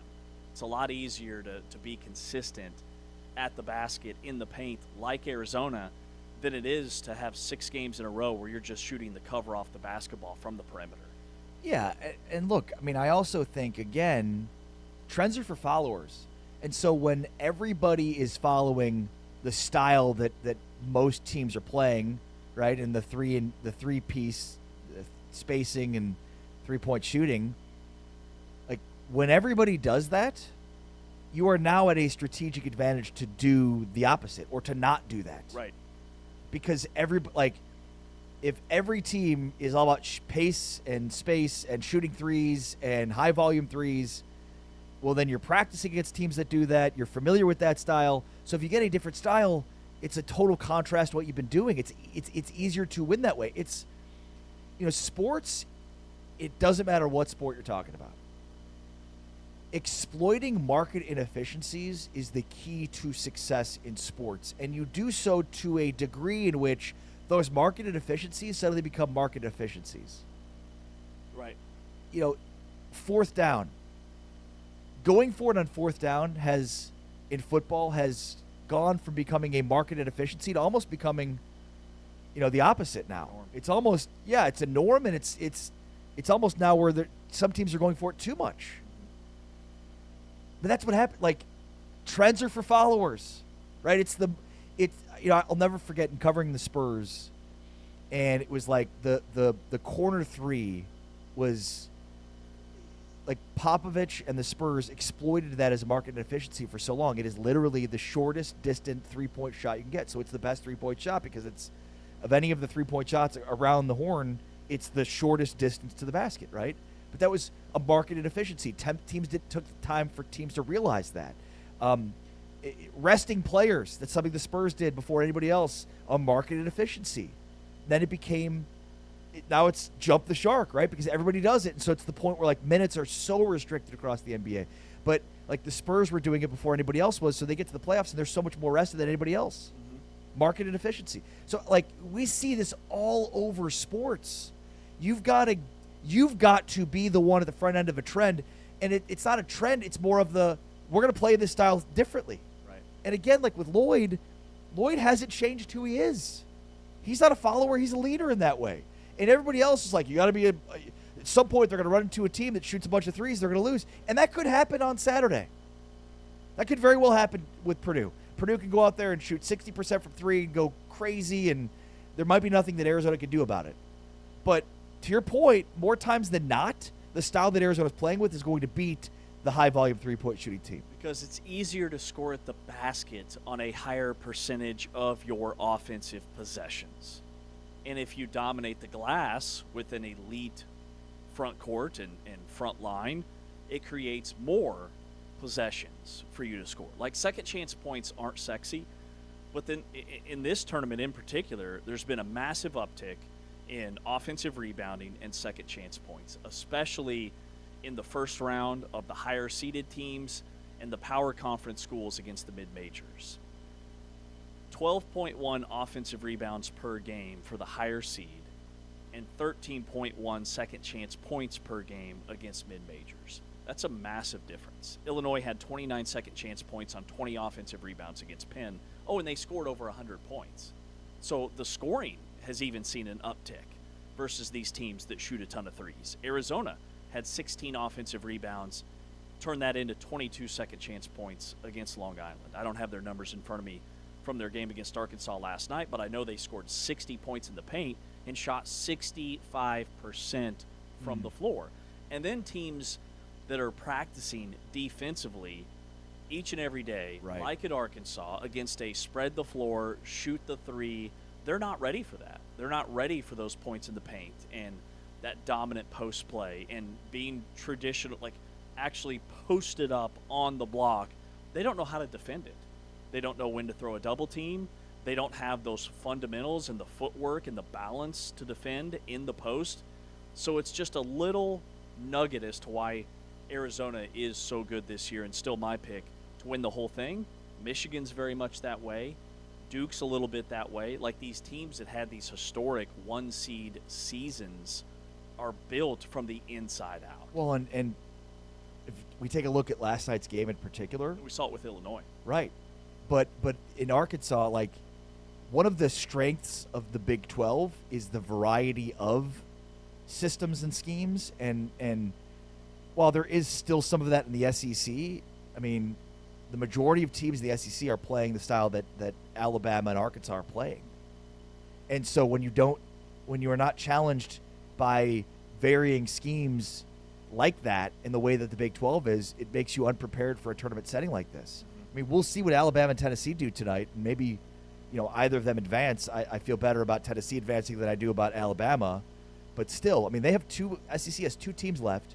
We think about how good that conference is, quote unquote, and how good it was last year. Well, a year later, and things completely change, and I think a lot of that has to do with, again, the style that those teams play with.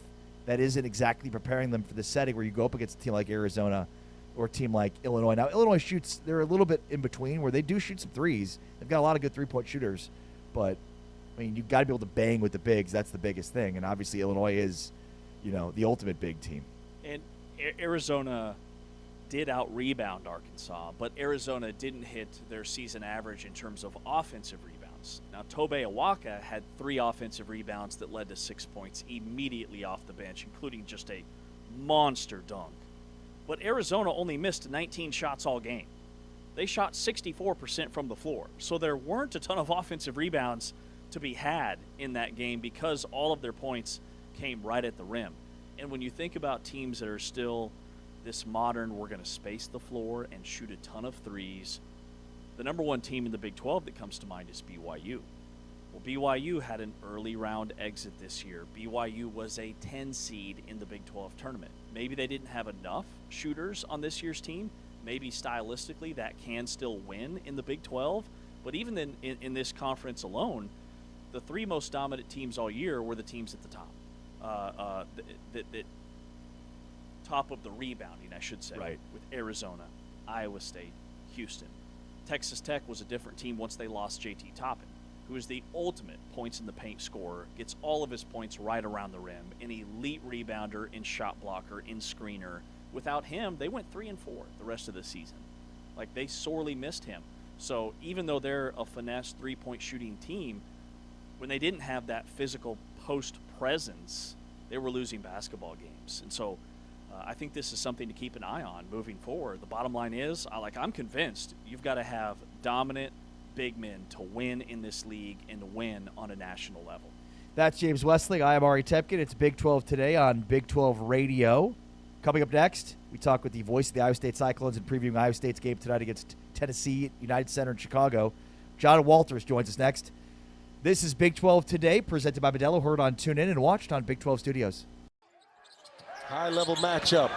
Top 20 teams going at it. Momcilovic resets his feet, cashes in a three-pointer. Lipsy bowls his way in. Lipsy no good. Ball's loose. Lipsy saves it. Another chance here for the Cyclones. Momcilovic for three. Cash! Jefferson's got 9 points. Momcilovic back in for this possession, takes a step back three, and that is why. Freeman couldn't get there. Live ball turnover. Heisey flying for the Cyclones. Feeds the wing. Momcilovic ripcord. But they've got to come up with some sets, and there again, just getting extended. Momcilovic with a jackhammer. Working overtime here in what has been just a tremendous couple of days of hoops in Las Vegas. Momcilovic, this is unbelievable. And high jump. Well, he definitely showed it going on that end. I know he didn't finish the basket, but he got up where a lot of other people aren't going to get to. Momcilovic, yes. Peterson this time on the drive. Left it short.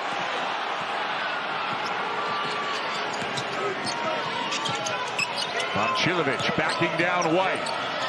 Little hook shot will go. Oh, great job by Flory. What a closeout. Winding down. Momcilovic. Whoa. And won a couple games. Watch this.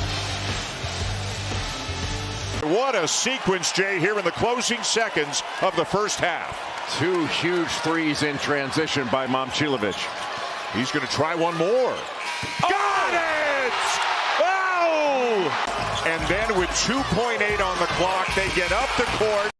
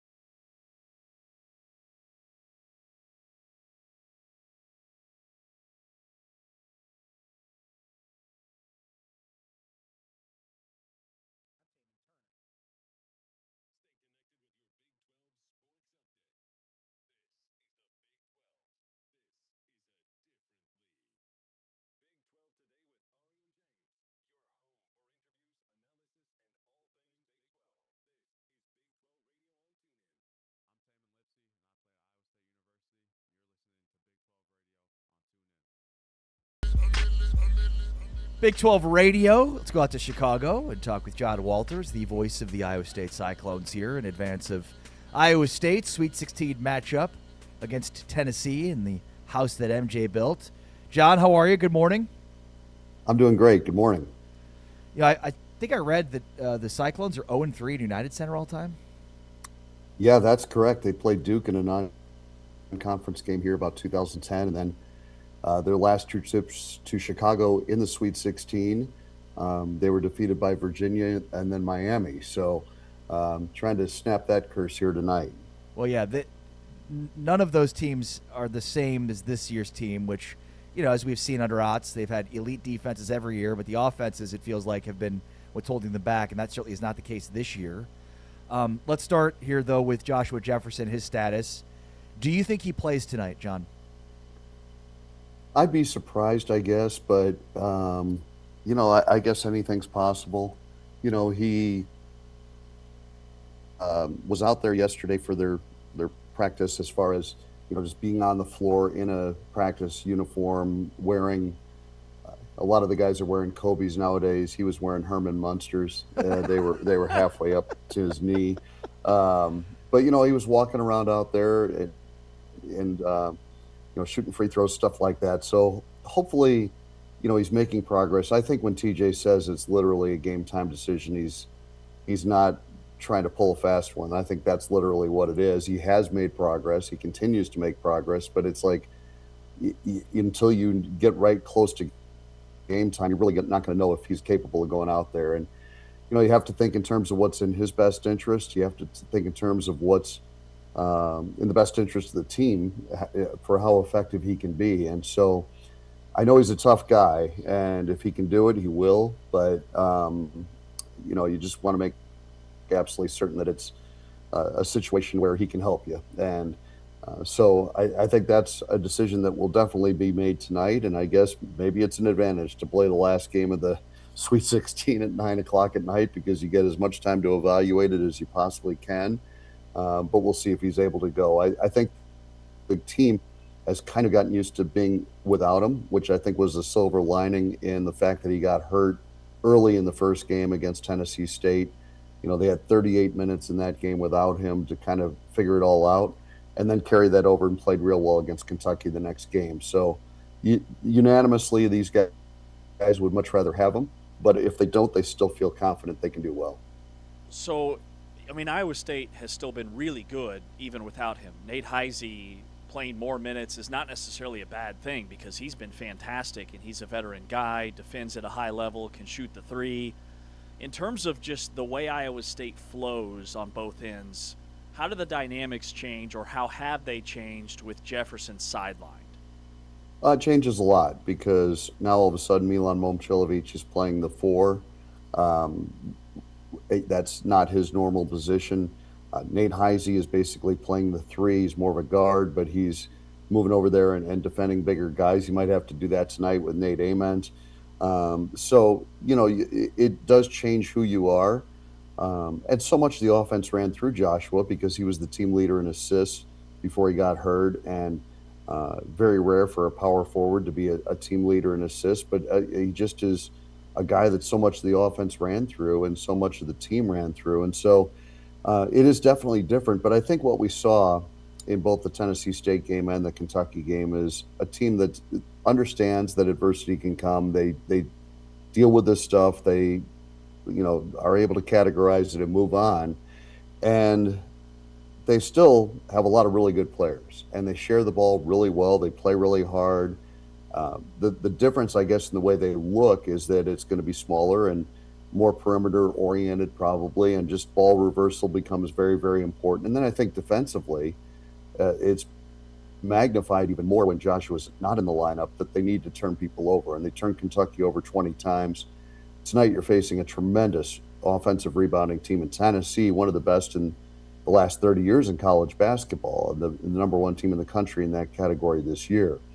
So a great way to keep them from getting offensive rebounds is to not let them have a shot. And so if you can turn them over before they shoot it, that eliminates part of that problem. So, Iowa State's going to be trying really hard to turn over Tennessee tonight. And I think with that smaller, quicker lineup, they can create some real havoc defensively, and that could become a strength. Yeah, I think there's some really interesting stats from a matchup perspective. I mean, you just highlighted two of them, John, with the offensive rebounding rate, so the importance of rebounding here, and then the fact that Tennessee is such a poor team with taking care of the basketball, which obviously plays right into the hands of Iowa State, especially based on what happened at the Kentucky game. The one thing that stands out, maybe more so than anything, is the matchup between Lipsey and Gillespie. I mean, Gillespie's maybe been the best guard in the tournament so far, and it feels like, with things being the way they were early on in the Kentucky game, like Lipsey was like, no, not happening today. Like Lipsey was not ready for his career at Iowa State to be over. No, he was tremendous. That's one of the best games Taman's ever played, really. And, with this added responsibility and the stage that was on, to kind of put that team on your back and say, we've got this.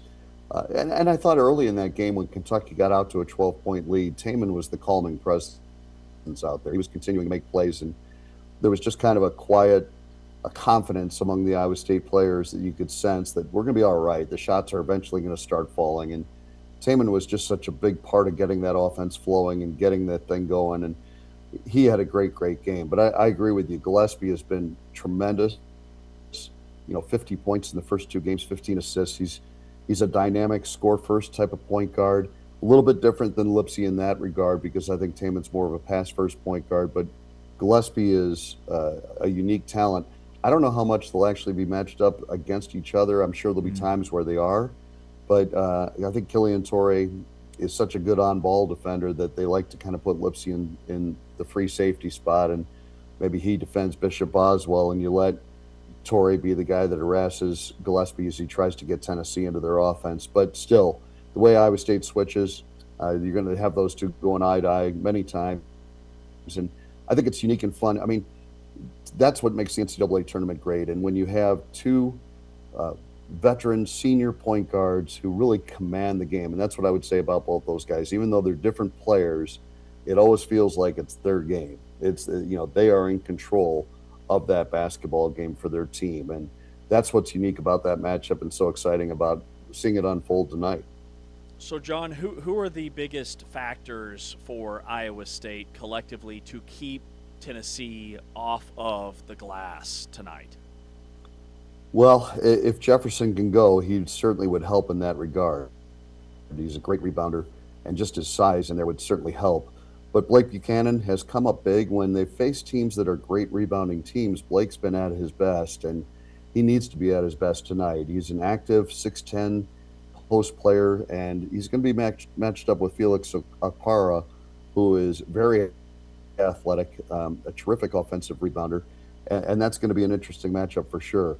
But Milan Momcilovic has to do his job on the defensive glass. Nate Heisey, Heisey's actually the second best defensive rebounder Iowa State has on the season, and Momcilovic is third.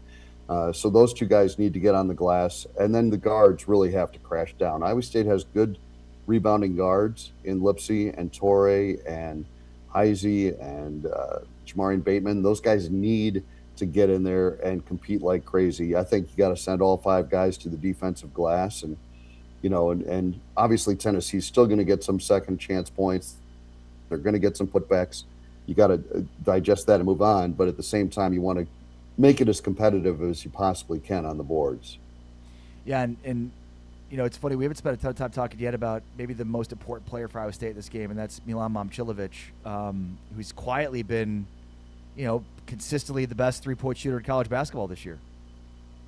Yeah, he's trying to become the first player to lead the nation in both three-pointers made and three-point percentage. And that's pretty amazing that, when you're shooting that kind of volume, that you could still have the best percentage in college basketball. And that's exactly where he is right now. And he's having an incredible historic season. I mean, he was up over 50% from three almost the whole year. Right now it's slightly below 50%. But, boy, when you're talking about needing a big shot in a big moment, you think back to that Kentucky game. I think the biggest basket of the game was when Iowa State was down 7 with about 2 minutes to go in the first half.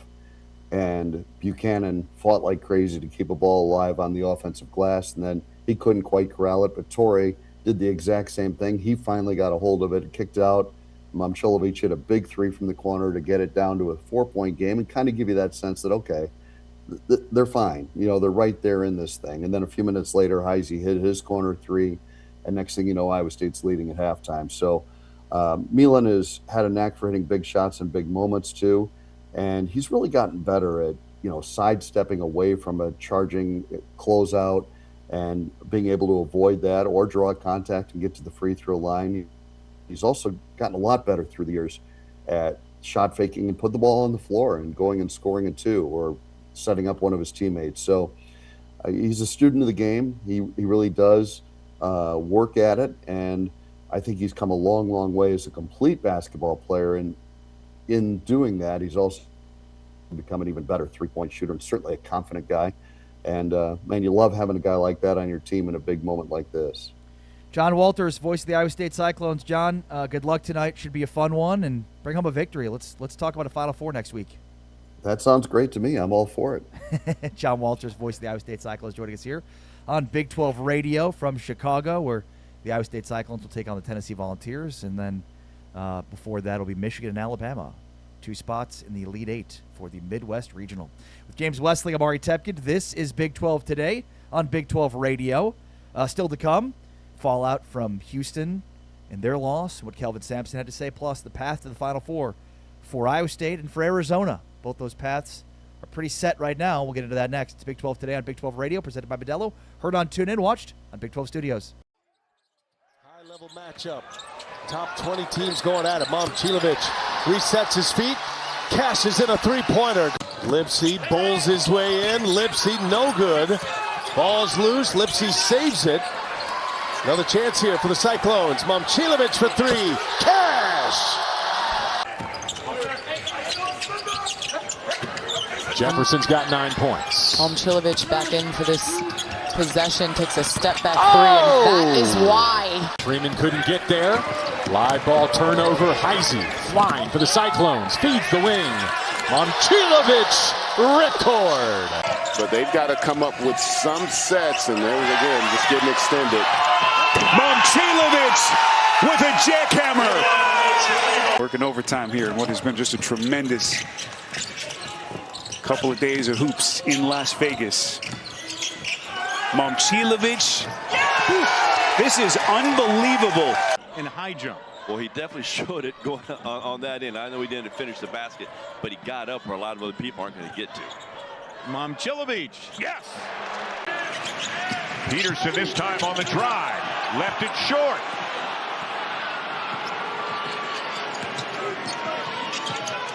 Momcilovic backing down White. Little hook shot will go. Oh, great job by Flory. What a closeout. Winding down. Momcilovic. Whoa. And won a couple games. Watch this. What a sequence, Jay, here in the closing seconds of the first half. 2 huge threes in transition by Momcilovic. He's going to try one more. Got it!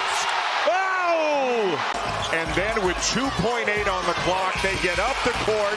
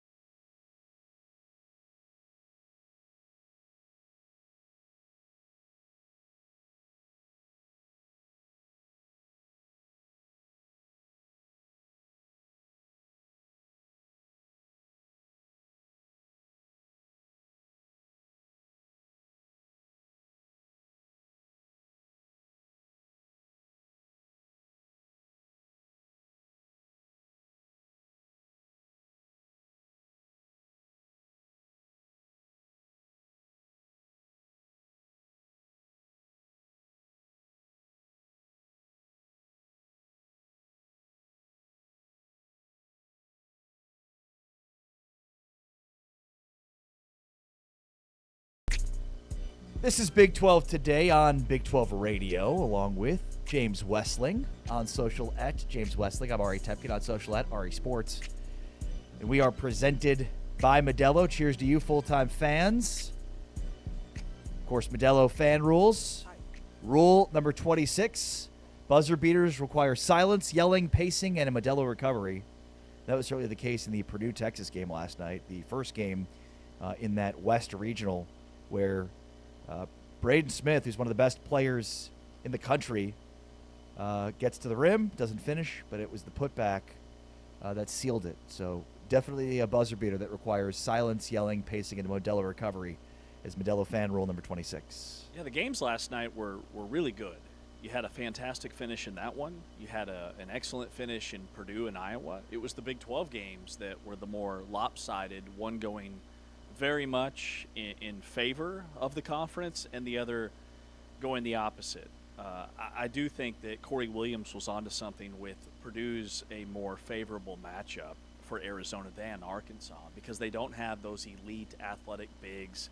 They're the smallest team in the tournament, but they've been here. I mean, national championship just 2 years ago in 2024, and they are the oldest team left of the 16 teams entering the Sweet 16, which further magnifies the confusion I have about John Calipari and what he said about Arizona after the game.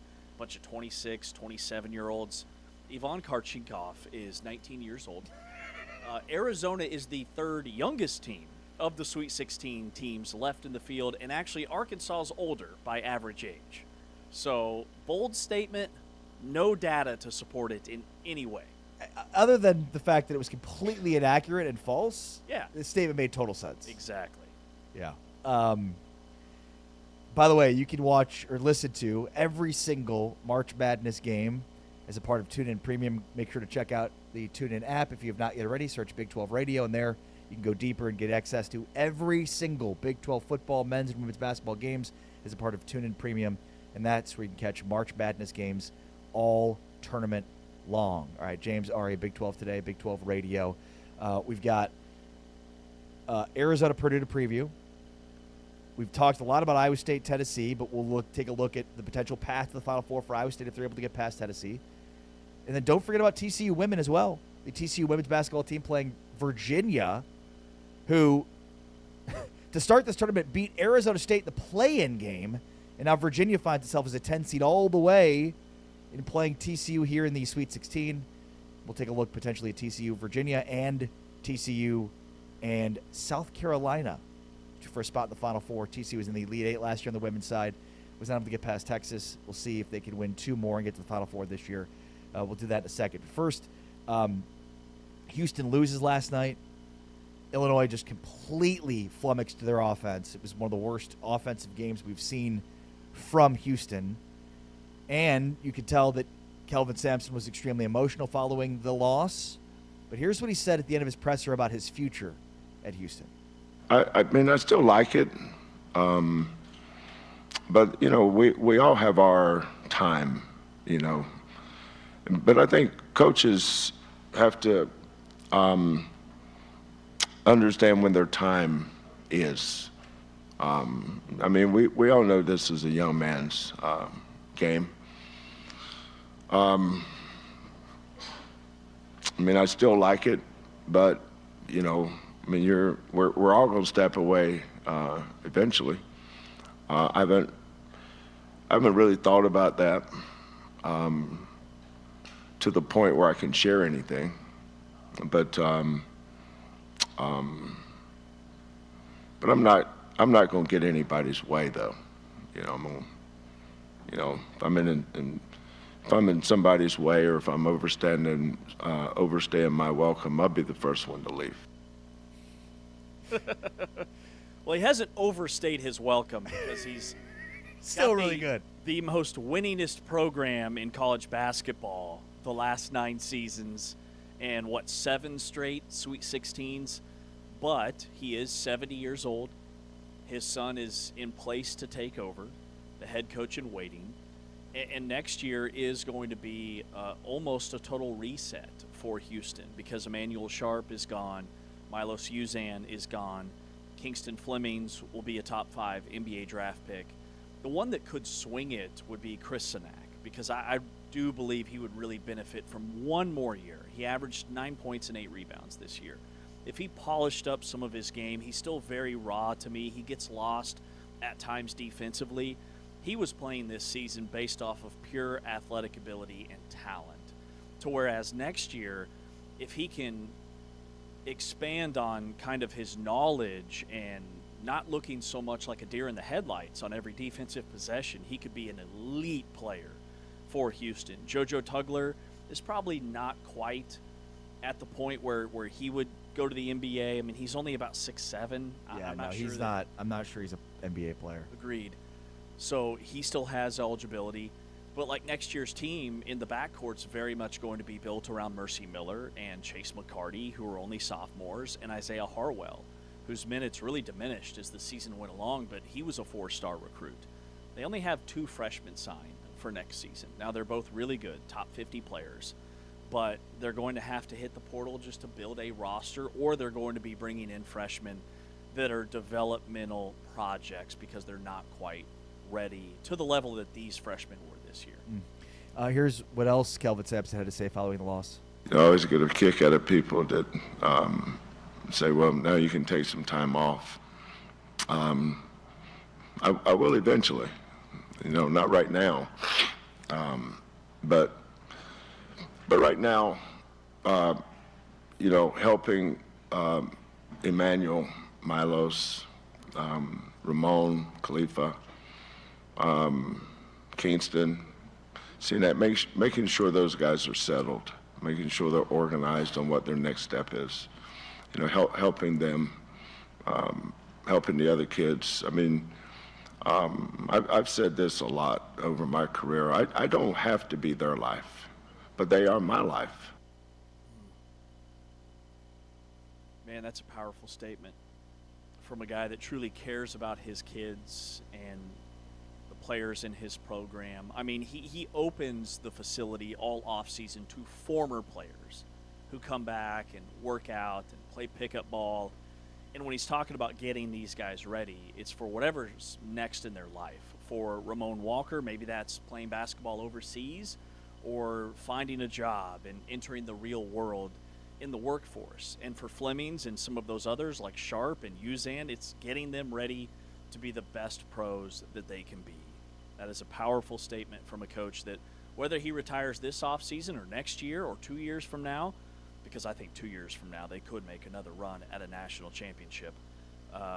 It's very clear that his career is coming to a close. Yeah, I mean, just listen to him. I mean, the dude, like, the sport would miss this because of who he is. I mean, would miss it on the court, would miss it off the court. So many teams talk about culture and there's so many toxic cultures in college sports and in sports in general. I mean, Kelvin Sampson is living and breathing that culture every single day. And, there's so much talk about how much he puts his team through physically, the grind, the hard practices. You're going to be hard on players. You got to love them too. And that's the biggest part of his culture, the family atmosphere, the buy-in, and the love for those players. And here's what Emmanuel Sharp said about that. Kingston, Chris, Bryce, Zay, I love coming in every day and getting them through practice, as much as Coach gets on their ass, I'm always there for them, just telling them that, he's doing this because he loves y'all. He's trying to make y'all better. And, I know what it's like to beat him because I was there at one point, thinking that he's just getting on me just to get on me, but it's for a reason. And, I just try to do the same things Jamal did for me. It's just, I love everybody that's been through here. I love Coach, but I'm hard. Real tough, and look, you feel for Emmanuel Sharp and Milos Uzan, 2 guys on the team last year that came so close to winning a national championship. Milos, in retrospect, you feel bad for him for making the decision to come back to Houston after last year because now he's caught up in a really good draft coming off of down season. After last year, he was certainly a lottery pick, and the draft wasn't as deep or talented. I mean, this is just tough for him and for Sharp. I mean, a guy that was one of the elite scorers of the Big 12 last year and was still really good this year, but I think both of those guys were not as good this year as they were last year. Yeah, and it's crazy to say that, because you look at statistically, Emmanuel Sharp is a much better player this year than he was last year. I mean, he led the team in scoring, 15.5 points per game. Last year, he was at around 12. I think it's just how he had that uptick last year in the Big 12 tournament. And the NCAA tournament, he was fantastic and looked like a guy that could be a 20-point-per-game scorer. But he didn't shoot the ball as well this season, and I do think that Uzan and Sharp kind of felt some of that pressure that they had to be the guys to carry this team. And then Kingston Flemings entered the conversation and took the Big 12 by storm. They had an incredible season. Next year, those guys like McCarty and Miller, we will see a massive uptick in their production. Like Emmanuel Sharp 3 years ago averaged 5 points per game. And isn't that crazy? Yeah. To see the player that Right. he's turned into? Right, because I'm sure there's people listening like McCarty, Miller, really? Like, Exactly. But you see flashes, and you see the potential, and you see the uptick in their minutes this past season. So, yeah, guys that averaged 4 or 5, or I think Miller was around 6 points per game, next year they will be double-digit scorers. Isaiah Harwell, who averaged 3.9 this year, will be a double-digit scorer next season for Houston. Whether that's under Kellen or Kelvin, that's the biggest question I have. And if Chris Sinak comes back, it changes the outlook for them very much last season. And it doesn't matter who's on the floor for them.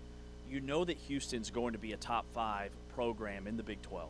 It's how deep can they go in the NCAA tournament when you get to the round of 16, and everybody has elite players and elite big men and elite rebounders, and they don't turn the ball over. That's where all those kind of luck things do come into play to a certain degree. That's James Westlake. I'm Ari Tepkin. This is Big 12 Today on Big 12 Radio. Let's talk about Arizona now. Houston, they go home, but Arizona stays hot. San Jose, Elite Eight. Purdue is the matchup. We just heard Corey Williams, the former Arizona guard, tell us that he was more scared of Arkansas than he was Purdue because of the athleticism, of Arkansas relative to Purdue. What do you make of this matchup with Purdue? Because I don't think it's going to be a blowout like the Arkansas game was. Yeah, I mean, Purdue shoots the ball really well. And Trey Kaufman-Renn is a guy who's been there for 3 years, and he's averaging 21 points and 9 rebounds per game in this tournament. Yeah, he averaged 14 points a game this season. He's at 21 and 9 in the tournament. And then you've got Braden Smith, who's the NCAA's all-time career assist leader, passing Bobby Hurley, averaging 18 points and 7 assists per game in the tournament. Kaufman-Renn was the guy that had that game winner with less than a second to go. The preseason #1 ranked team in the country. This doesn't feel like an Elite Eight matchup. It feels like a game that should be played in the Final Four. Well, and how about the Jaden Bradley, Braden Smith matchup? I mean, this is going to be better than that, right? 2 veteran point guards who have been there for 3 years, play the game at very different stylistically. To John Calipari's point, all 2 out. 26-year-olds. Who are both 21 or 22. And easily the oldest players on the team. Yeah. But yeah. But Purdue is the oldest team in this tournament. They're experienced. They've been there. They're on a mission. All these guys that are going to be starting for Purdue started in the national championship game 2 years ago. They are a dangerous team, but it's very different stylistically in terms of a team that is better on the glass versus a team that shoots the ball at an elite level, like Fletcher Lawyer's averaging 19 points and shooting 60% from 3. He is their Milan Momcilovic. So it's going to be, I think, a nip-and-tuck game just like Arizona-Iowa State was in the Big 12 tournament, because Purdue's very Iowa State-like in the way that they play. Don't let the hideous beard fool you. Braden Smith can ball now. The beard is hideous, by the way. Isn't it? You're anti-beard? No, just Braden Smith's beard. It's it goes down to the neckline. He almost makes him look a little bit Amish. It's also Kloof has it too. They're big guy. They're both They've got an all-American beard. No. All-American beard team. It needs to be trimmed. It's hideous. But they run that Smith Kaufman-Renn pick and roll, and it's how they've gotten to the Elite Eight. I mean, it is functionally the best two-man action in the field. And so, I mean, it basically, you can't really, it feasts on indecision, but where do you go with it, right? I mean, Smith can attack, he can shoot, and then Trey Kaufman-Rem, as we talked about, is so good at finishing around the rim. So, I mean, I think that's the matchup that's the game within the game for Arizona and Purdue. Purdue was number 1 in the Big Ten in three-point shooting percentage, but beat Texas despite hitting just 20% of their threes.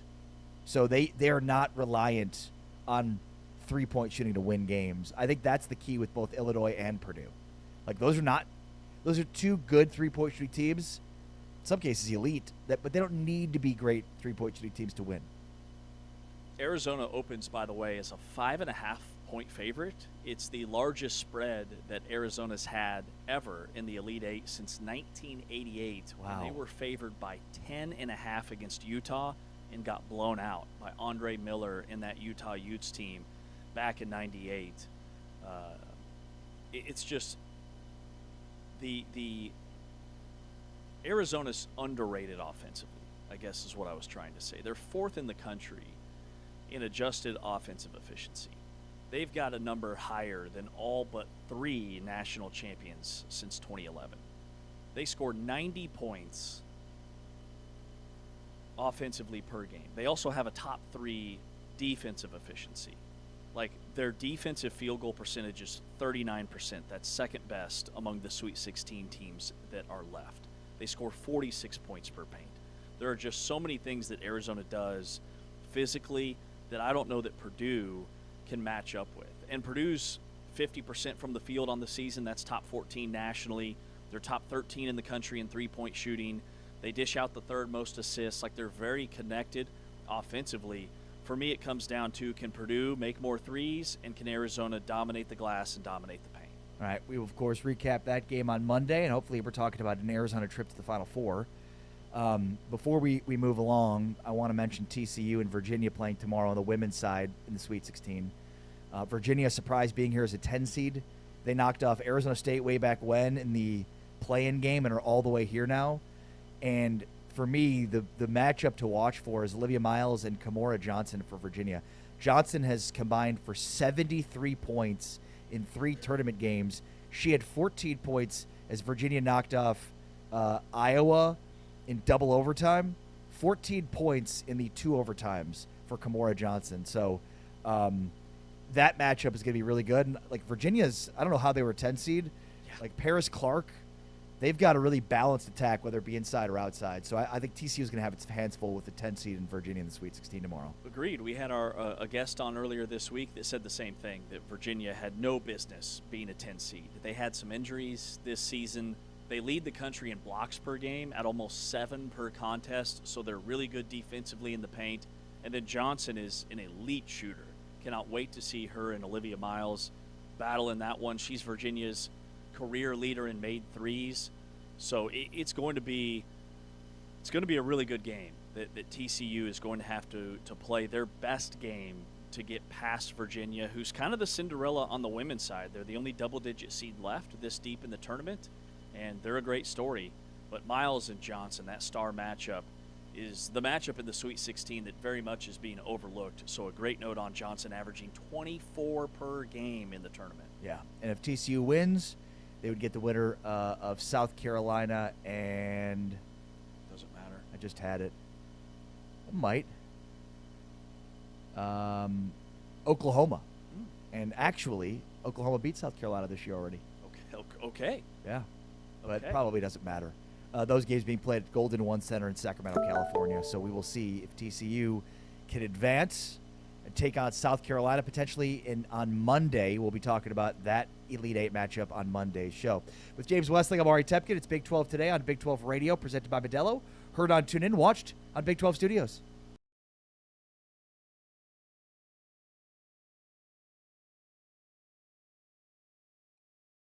In Kansas City is underway.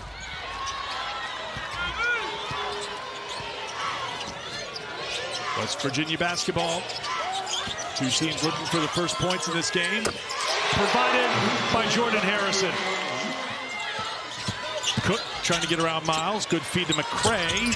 Rolls it in for 2. Miles, defended by Woodley. Miles down the lane. Count it, and 1.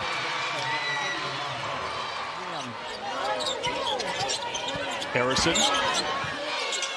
for 2. Jordan Harrison, as Christy talked about right at the top of the telecast. She usually will take her defender off the bounce and back them down. But right now, and maybe this is going to be 2 for him. There you go. Great feed by Miles as she finds Parker. Harrison. Count it to 3. Mountaineers dodge one there. TCU had multiple opportunities. And right now, with this 9-point lead, West Virginia does not need to be in a hurry. They do not even need to look to shoot the shot until about 5 seconds to go. Inside of 2 minutes to go, Wheeler on the drive. Big B, good shooter. Can't get it. Rebound, McAlusky. TCU's got a foul. They don't get anybody. Here's Shaw all alone for the layup. Cue Country Roads. For the first time in 9 years, West Virginia, Big 12 tournament champions.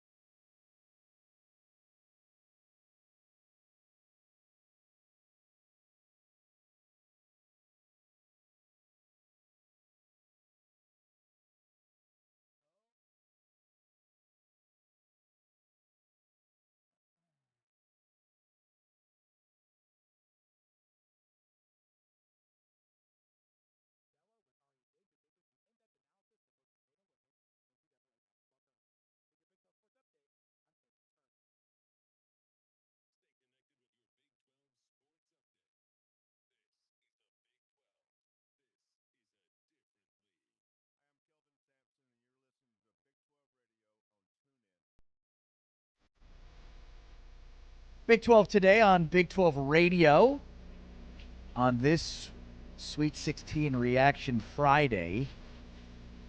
Should be a big weekend ahead with Arizona and Purdue trying to punch its ticket to the Final Four in Indianapolis. Maybe Iowa State can help the Big 12 potentially get 2 teams into at least the Elite Eight, perhaps the Final Four as well. We'll see. Status of Joshua Jefferson up in the air. We heard from John Walters earlier in the show, and he said he would be surprised if Jefferson played, but we'll see. Yeah, I would too. I mean, he just... Well, not only that, but how effective will he be? Exactly. I mean, having him out there at 60% almost hurts you versus having somebody else out there like Nate Heisey or Dominicus Plata at 100%. So I'm in favor of sitting him one more game. I think Iowa State can beat Tennessee without him because Tennessee struggles so much to take care of the basketball, and that's where Iowa State thrives. I just think that on-ball pressure from Tamin Lipsey and Killian Torrey is going to be a real wake-up call for Tennessee, and Iowa State's going to feast off of takeaways. All right, King McClure in a moment, but first, this stat is insane. This comes from Stuckey of Action Network. Bennett Sturtz has played all possible 120 minutes for Iowa this tournament. He has 0 fouls and 1 turnover. It's insane. He was playing Division II basketball 2 years ago. Insane. And you could see that he was an elite guard when he was at Drake. I mean, Drake won, 2 games in the NCAA tournament a season ago. They were the big Cinderella story, and Drake was not the same this year without him and Coach McCollum, which is why if I'm North Carolina, that's the call that I make. It's flight tracker season. Did see a flight during the down period from Iowa City, Iowa to Chapel Hill, North Carolina. I'm just saying there was a flight. Who was on it? Nobody knows. But I can't imagine a lot of people not named Ben McCollum is flying from Iowa City, Iowa to Chapel Hill, North Carolina. Yeah, I mean, what a remark. I mean, think about going from Northwest Missouri State to Drake to Iowa to North Carolina in 3 years. Remarkable. By the way, if you're North Carolina, there's probably nobody else you should hire. Let's talk now with King McClure, former Baylor guard. Of course, now doing great work on the television side. And you can catch King and the coach, Fran Fraschilla and King McClure, right here on TuneIn. King, how are you? Man, I'm doing great, man. How we doing? Doing well. What do you make of what we saw last night in the Sweet 16? Man, look, first off, I'm just going to say, Taman texted me yesterday and said, if Houston loses, can you come on the show? I said, Taman, don't put that energy in the air. And sure enough, Houston lost. So we're blaming Taman. I'm with you. I'm not going to blame Taman. However, I did warn Taman about the energy in which he put in the air, and he put that in the air. And I'm just like, oh my goodness, Taman. All right, cool. You know what? That's fine. No, you're right. All right, but last night I feel like there was a few things that really just jumped off at me. I think number one, rarely do you ever see Houston get out rebounded, and they lost on the glass. I think that was the first thing. I think the size of Illinois kind of got to them a little bit. It was harder for them to be able to create offense, and then they end up losing on the glass. They allow Illinois to shoot almost 40% from behind the arc. Whenever you do that, that's just a recipe for disaster, especially when you're dealing with guys who are extremely high level on the offensive side. I thought Illinois did a phenomenal job of withstanding that pressure, coming off ball screens and making the right decisions. They didn't panic on that blitz right there. I mean, Brad Underwood did a phenomenal job preparing for this game. I mean, when you look at what Keaton Wagler was able to do, Boswell was able to do off the ball screens, because you know that Houston's going to send 2, they're going to blitz you. So when you come off that ball screen, can you be under control? Can you stay consistent in your reads and be able to deliver the pass on time, on target? And they were able to do that. And I thought the biggest thing that stood out to me was last year when we look at Houston, we look at their offense, they didn't have a bailout guy this year. Last year, their bailout guy was Jawan Roberts. Yeah. When they couldn't score the ball, when they couldn't get a bucket, they're throwing it down there to Jawan Roberts, saying, hey, get us an easy one real quick. We'll play through you, and it'll make everything else easier. This year, they had to rely on their perimeter guys. They had to rely on Kingston Flemings, Milos Uzan, and Emmanuel Sharp to go get buckets without having a bailout guy. So I think that that's the biggest thing that stood out to me, because when they need a bucket, they couldn't get one. And I think that they had to put a lot of pressure on their guards because their interior guys just couldn't get it done and just couldn't score consistently. What about the other game, King, with Arizona just dominating Arkansas? Oh, my goodness, man. Arizona looks good. I mean, that Arkansas team is a good Arkansas team led by Darius Acuff, who I think is the best guard in America. The way that they obliterated them from start to finish, and it wasn't even close. Like, Arkansas was never in that game.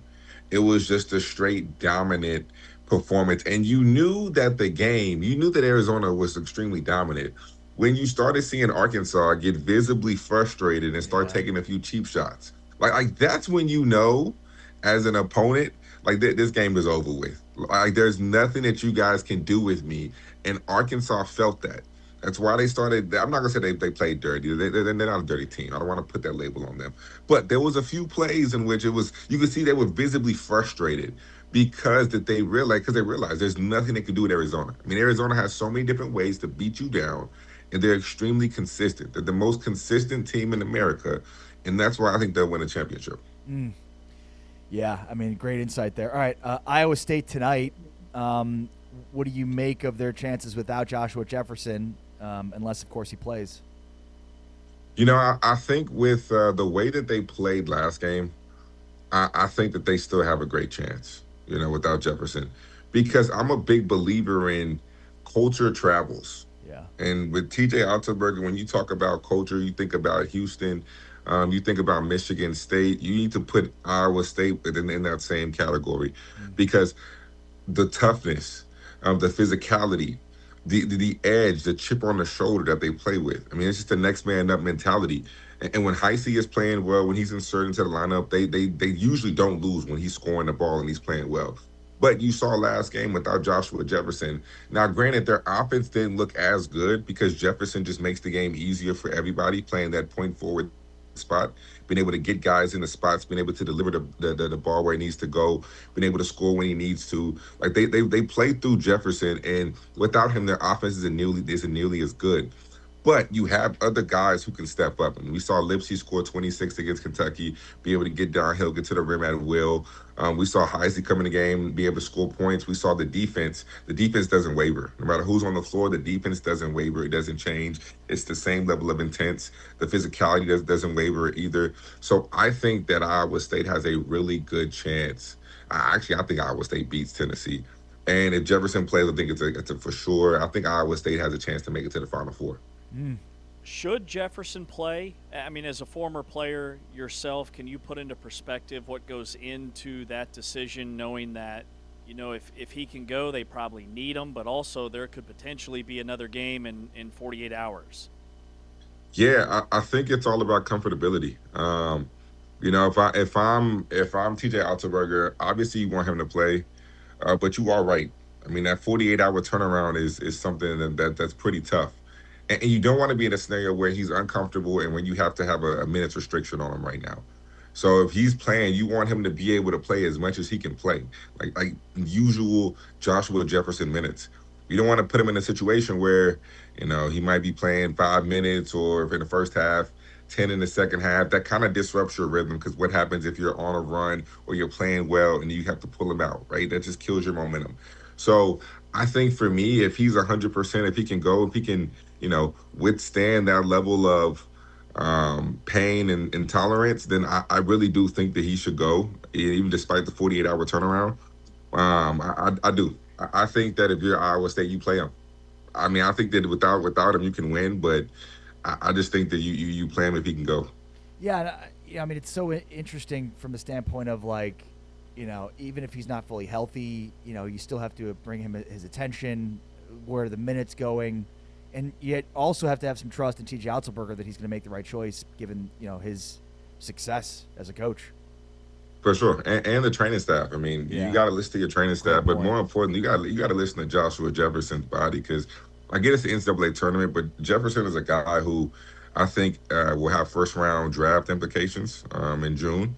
So if he goes out there and let's say it's a sprain, but let's say that sprain turns into a break, and now he's not able to work out for teams, and the injury just gets worse, and he has to miss the combine and miss other things, you never want to put your player's future in jeopardy. So I will say that I trust TJ Altenberger and his staff to make the right decision.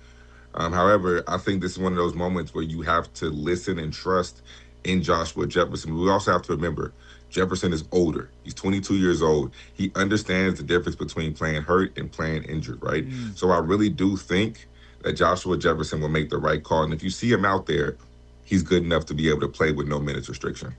King, do you think that Kelvin Sampson has coached his last game at Houston, or does he come back? Ooh, that's a great question. Kelvin Sampson has meant so much to the basketball community, and he's been phenomenal, man. I love that guy.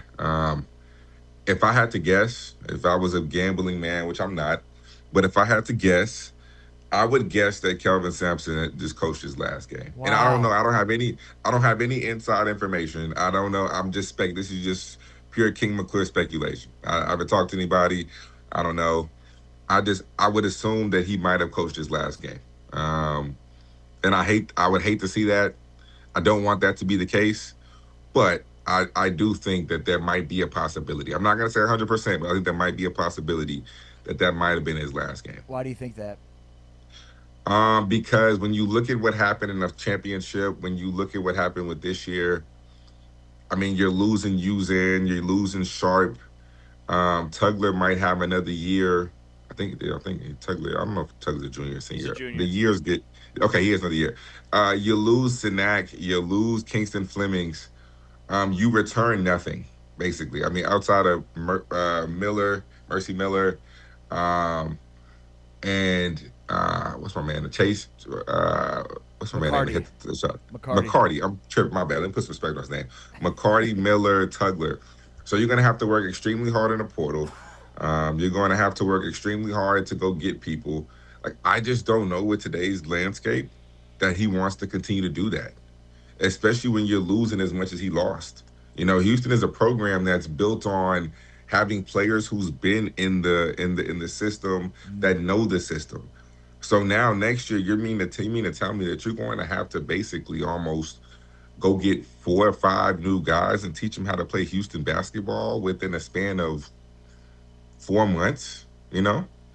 I don't know if Kelvin Sampson would want to do that, which I think his son Kellen would be phenomenal at it. So I think that might be my guess. My inner being is telling me Kelvin Sampson might have coached his last game. I'm wrong though. I'm wrong. What about Bill Self? That's another tough one. Bill Self is an absolute legend, a Hall of Famer, one of the greatest to ever do it, along with Kelvin Sampson. I think the fact that he didn't shut it down when asked, I think that means that it's on the table. I think that this is something that he's thought about, because he's had those health concerns, and I think that's the biggest thing for him is with your health. Like I want him right. I want him 100% healthy, regardless of coaching. Like, forget coaching, man. Your life, right. your grandkids. That's what's more important. So I think that a lot of this might be. I mean, I don't know, but I think some of the things that he has to endure might be taking a toll on him. So, I mean, I want him healthy first and foremost. So if I were to guess on that one too, I would say that it's a possibility that Bill Self coached his last game too. Just strictly off the pretense of he didn't shut it down. He didn't say no. Yeah. Right? He also didn't say yes, but he didn't say no. So because he didn't say no, to me, that means it's on the table. That means he's contemplating it. And I think his health concerns will be something that, him and his family discuss. And I think that we could see Kelvin Sampson and Bill Self both retire. And I mean, I hate to see it. Those are 2 legends, 2 of the GOATs in the industry, 2 guys who have been extremely great to me, and 2 guys who I respect the hell out of. Well said. King McClure, appreciate your time, bud. Thank you. Have a great weekend. Thanks, King. Of course, my guys. Of course. Make sure, of course, to listen to King and the Coach, King McClure and Fran Fraschilla. It is a much listen this time of year. They had a couple of episodes this week, and we'll have a new episode dropping next week. They will, but hopefully they're talking about some Big 12 teams getting the Final Four in next week's episode. With James Wesley, I'm Ari Tepkin. It's Big 12 Today on Big 12 Radio. Some final thoughts before the weekend and the final whistle next. This is Big 12 Today on Big 12 Radio, presented by Modelo. Heard on TuneIn, watched on Big 12 Studios. High-level matchup. Top 20 teams going at it. Momcilovic resets his feet, cashes in a three-pointer. Lipsy bowls his way in. Lipsy no good. Ball's loose. Lipsy saves it. Another chance here for the Cyclones. Momcilovic for three. Cash! Jefferson's got 9 points. Momcilovic back in for this possession, takes a step back three, and that is why. Freeman couldn't get there. Live ball turnover. Heisey flying for the Cyclones. Feeds the wing. Momcilovic, ripcord. But they've got to come up with some sets, and there again, just getting extended.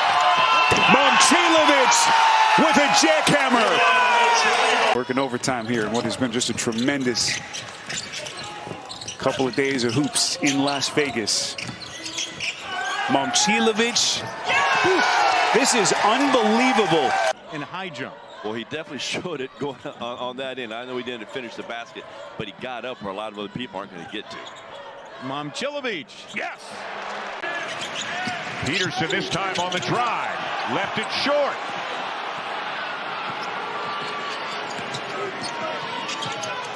Momcilovic backing down White. Little hook shot will go. Oh, great job by Flory. What a closeout. Winding down. Momcilovic. Whoa. And won a couple games. Watch this. What a sequence, Jay, here in the closing seconds of the first half. 2 huge threes in transition by Momcilovic. He's going to try one more. Got it! Oh! And then with 2.8 on the clock, they get up the court.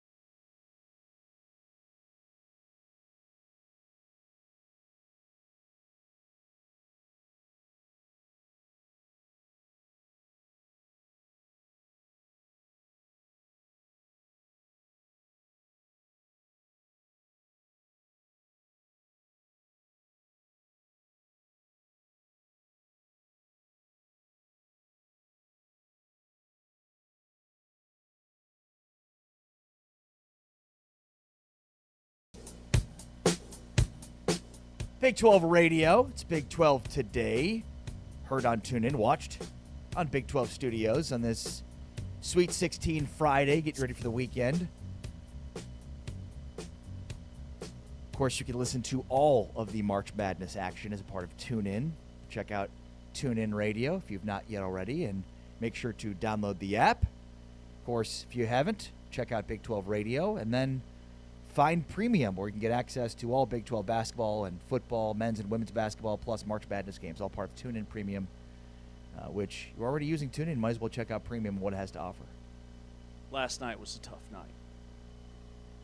It was rubbing salt in the wound for K-State Nation. We will never forget, never forgive, or forget John Curry, the former K-State athletic director, who could have hired Illinois head coach Brad Underwood when he hired Bruce Weber. And to watch Brad Underwood coach an Illinois team that took out our Houston Cougars here on Big 12 Radio was devastating. Well, what could have been? And to do it with the player of the year in the state of Kansas. What was that kid rated out of high school? 150. 150. Two-time Gatorade Player of the Year in the state of Kansas. And he was from the Kansas City area. Shawnee. Shawnee, which is a suburb of Kansas City. It's not a small school. Should have been very easy to identify that this kid was going to be a player. He's a 6'6" guard. He can shoot the cover off the ball. Why did so many schools miss on Wagler? Well, I mean, obviously hindsight helps. Which I can't get past. It's not Wagler, that it's Wagler. I also can't get past that either. I thought you were saying it wrong all show yesterday. Then I thought I was too. The problem is we've been saying it wrong all year. It almost feels like they made that up. Like, oh, you know, like his grandfather at one point. They're like, oh yeah, Mr. Wagler. He's like, it's not Wagler, it's Wagler.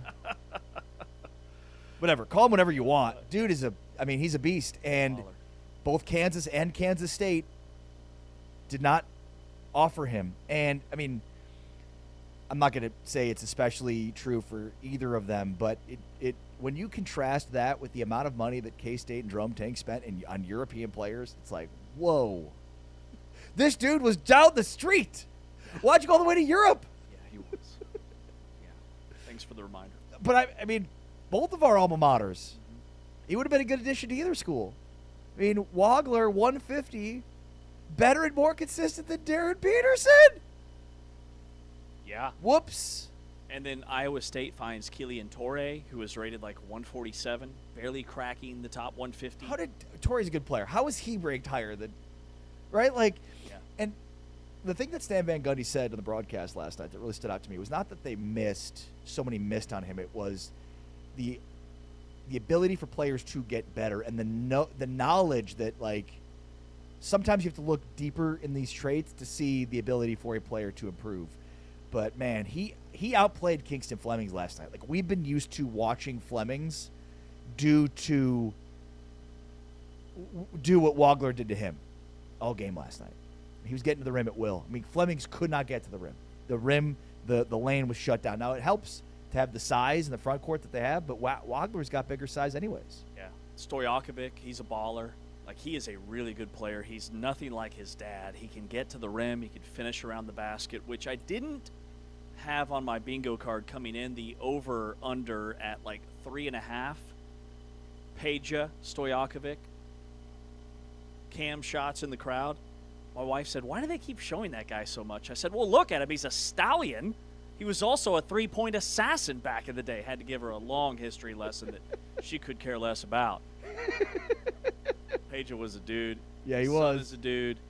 Illinois is a really good team, and a great pick by you. I cannot believe you had them in the Final Four. What are you going to do if you win our Big 12 Radio Bracket Challenge? Just gloat. Have you tell me how smart I am. 20 minutes of that. I'm going to have you write up. No different than any other day. We call that a typical Tuesday. I'm going to have you write up a full page without using Claude about how great I am. No Claude. Ooh, no Claude. That's tough. It's going to be tough. Yeah. It's going to be brutal. I mean, I still have a long uphill battle, I think. even with the Final Four that I have. We'll see. Yeah, like my bracket's not looking great, but I'm still in 12th out of the 70-some people that we have in the bracket challenge. But Taman's in the running. Taman's very much. You're like third. I had Houston in the championship game, though, and so did a lot of people. Yeah, but not You me. also have UConn winning the whole thing.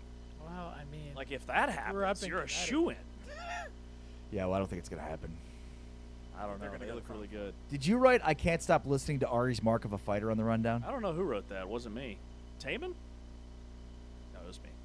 Okay, I was like, there's literally three of us here. We got to promote our Mark of a Fighter, which is now live on TuneIn. It's kind of our story, our journey to get from Chicago, Illinois, or Topeka, Kansas, to doing this show here on Big 12 Radio. Thought it was very well done. Taman, you did a fantastic job on that. Came with some killer questions that had me caught very off guard. But yeah, we're live on TuneIn. Your Mark of a Fighter. It's fantastic. Yeah, check it out. I was like, have you heard mine? Because I haven't heard yours. I mean, I listened to bits and pieces. Okay. Skipped around a little bit. Heard most of it when you were actually recording it in studio the other day, but top notch. You are the true Mark of a Fighter. Thank you. Yeah, go check them out. I mean, obviously, if you tune into the show from 7 to 10 a.m., you only get a snippet of who we are as people. I think this gives you a deeper dive into who we are, where we come from, and the things that have shaped us. And, I think we all can relate, no matter what you do, of getting to the point in your career of where you are. And that's not just career-oriented, but family and socially oriented as well. The struggles you go through and, what the ability to overcome adversity is the mark of a fighter. Everybody deals with that. Which is why I love Modelo being a major sponsor of this program, because I just love everything that they stand for, their mission statement, what they embody in terms of fighting through adversity. Plus, they make badass commercials. Like, their commercials are second to none. They blow any of those others out of the water. But after the show, I'll probably buy this $2 million Powerball ticket. Did you see this? What? Yeah. Sounds low for a Powerball. Listen, look, this feels a little shady. At the Old South Diner on Nantucket in Massachusetts, there has been $5 million prize tickets sold at the exact diner over the last 2 years. What? How is that possible? $5 million prize lottery tickets have been sold at the exact same location, Old South Diner on Nantucket in Massachusetts. Wow. So what you're saying is we've got to go to that diner. We're moving to Massachusetts. Do we have to move to Massachusetts, or can we just go to the diner? Seems like. How far is that from you, Taman, where you grew up? About an hour and a half. Have you been to this diner? I have not, but I've been to. You wouldn't be sitting here with us today. Via my geography knowledge, everything in the East Coast is an hour and a half. Just about. It's about accurate. You could be anywhere. Vermont to New York City, hour and a half, Yesterday easy. I learned Ari's really bad at geography, and I'm gonna hold that over. That was Tuesday. Till the end of time. I learned on the Weather Channel that the DFW Metroplex is the exact same size as the entire state of Connecticut. I believe it. Yeah, if you take the Metroplex and put it, those are some of the most fascinating geographical exercises, is to put these cities on top of how much land they actually cover. It's the first thing I say about Dallas. So it's a lot of people. It's very spread out. It's just massive. All right, stay tuned for Monday's show. Hopefully we're talking about a Final Four appearance for the Big 12, maybe two teams. And perhaps as well on the women's side, we're previewing TCU and South Carolina for a spot in the Final Four on Monday's show as well. Thanks to Anthony Smith, our producer with Big 12 Studios. Thanks to T-Chains, David Turner, our producer with TuneIn. Thanks to James Wesley. I'm Ari Tepkin. Big 12 Today is back on Monday. Have a great weekend. Enjoy those Modelos. But for now, we're out. Peace.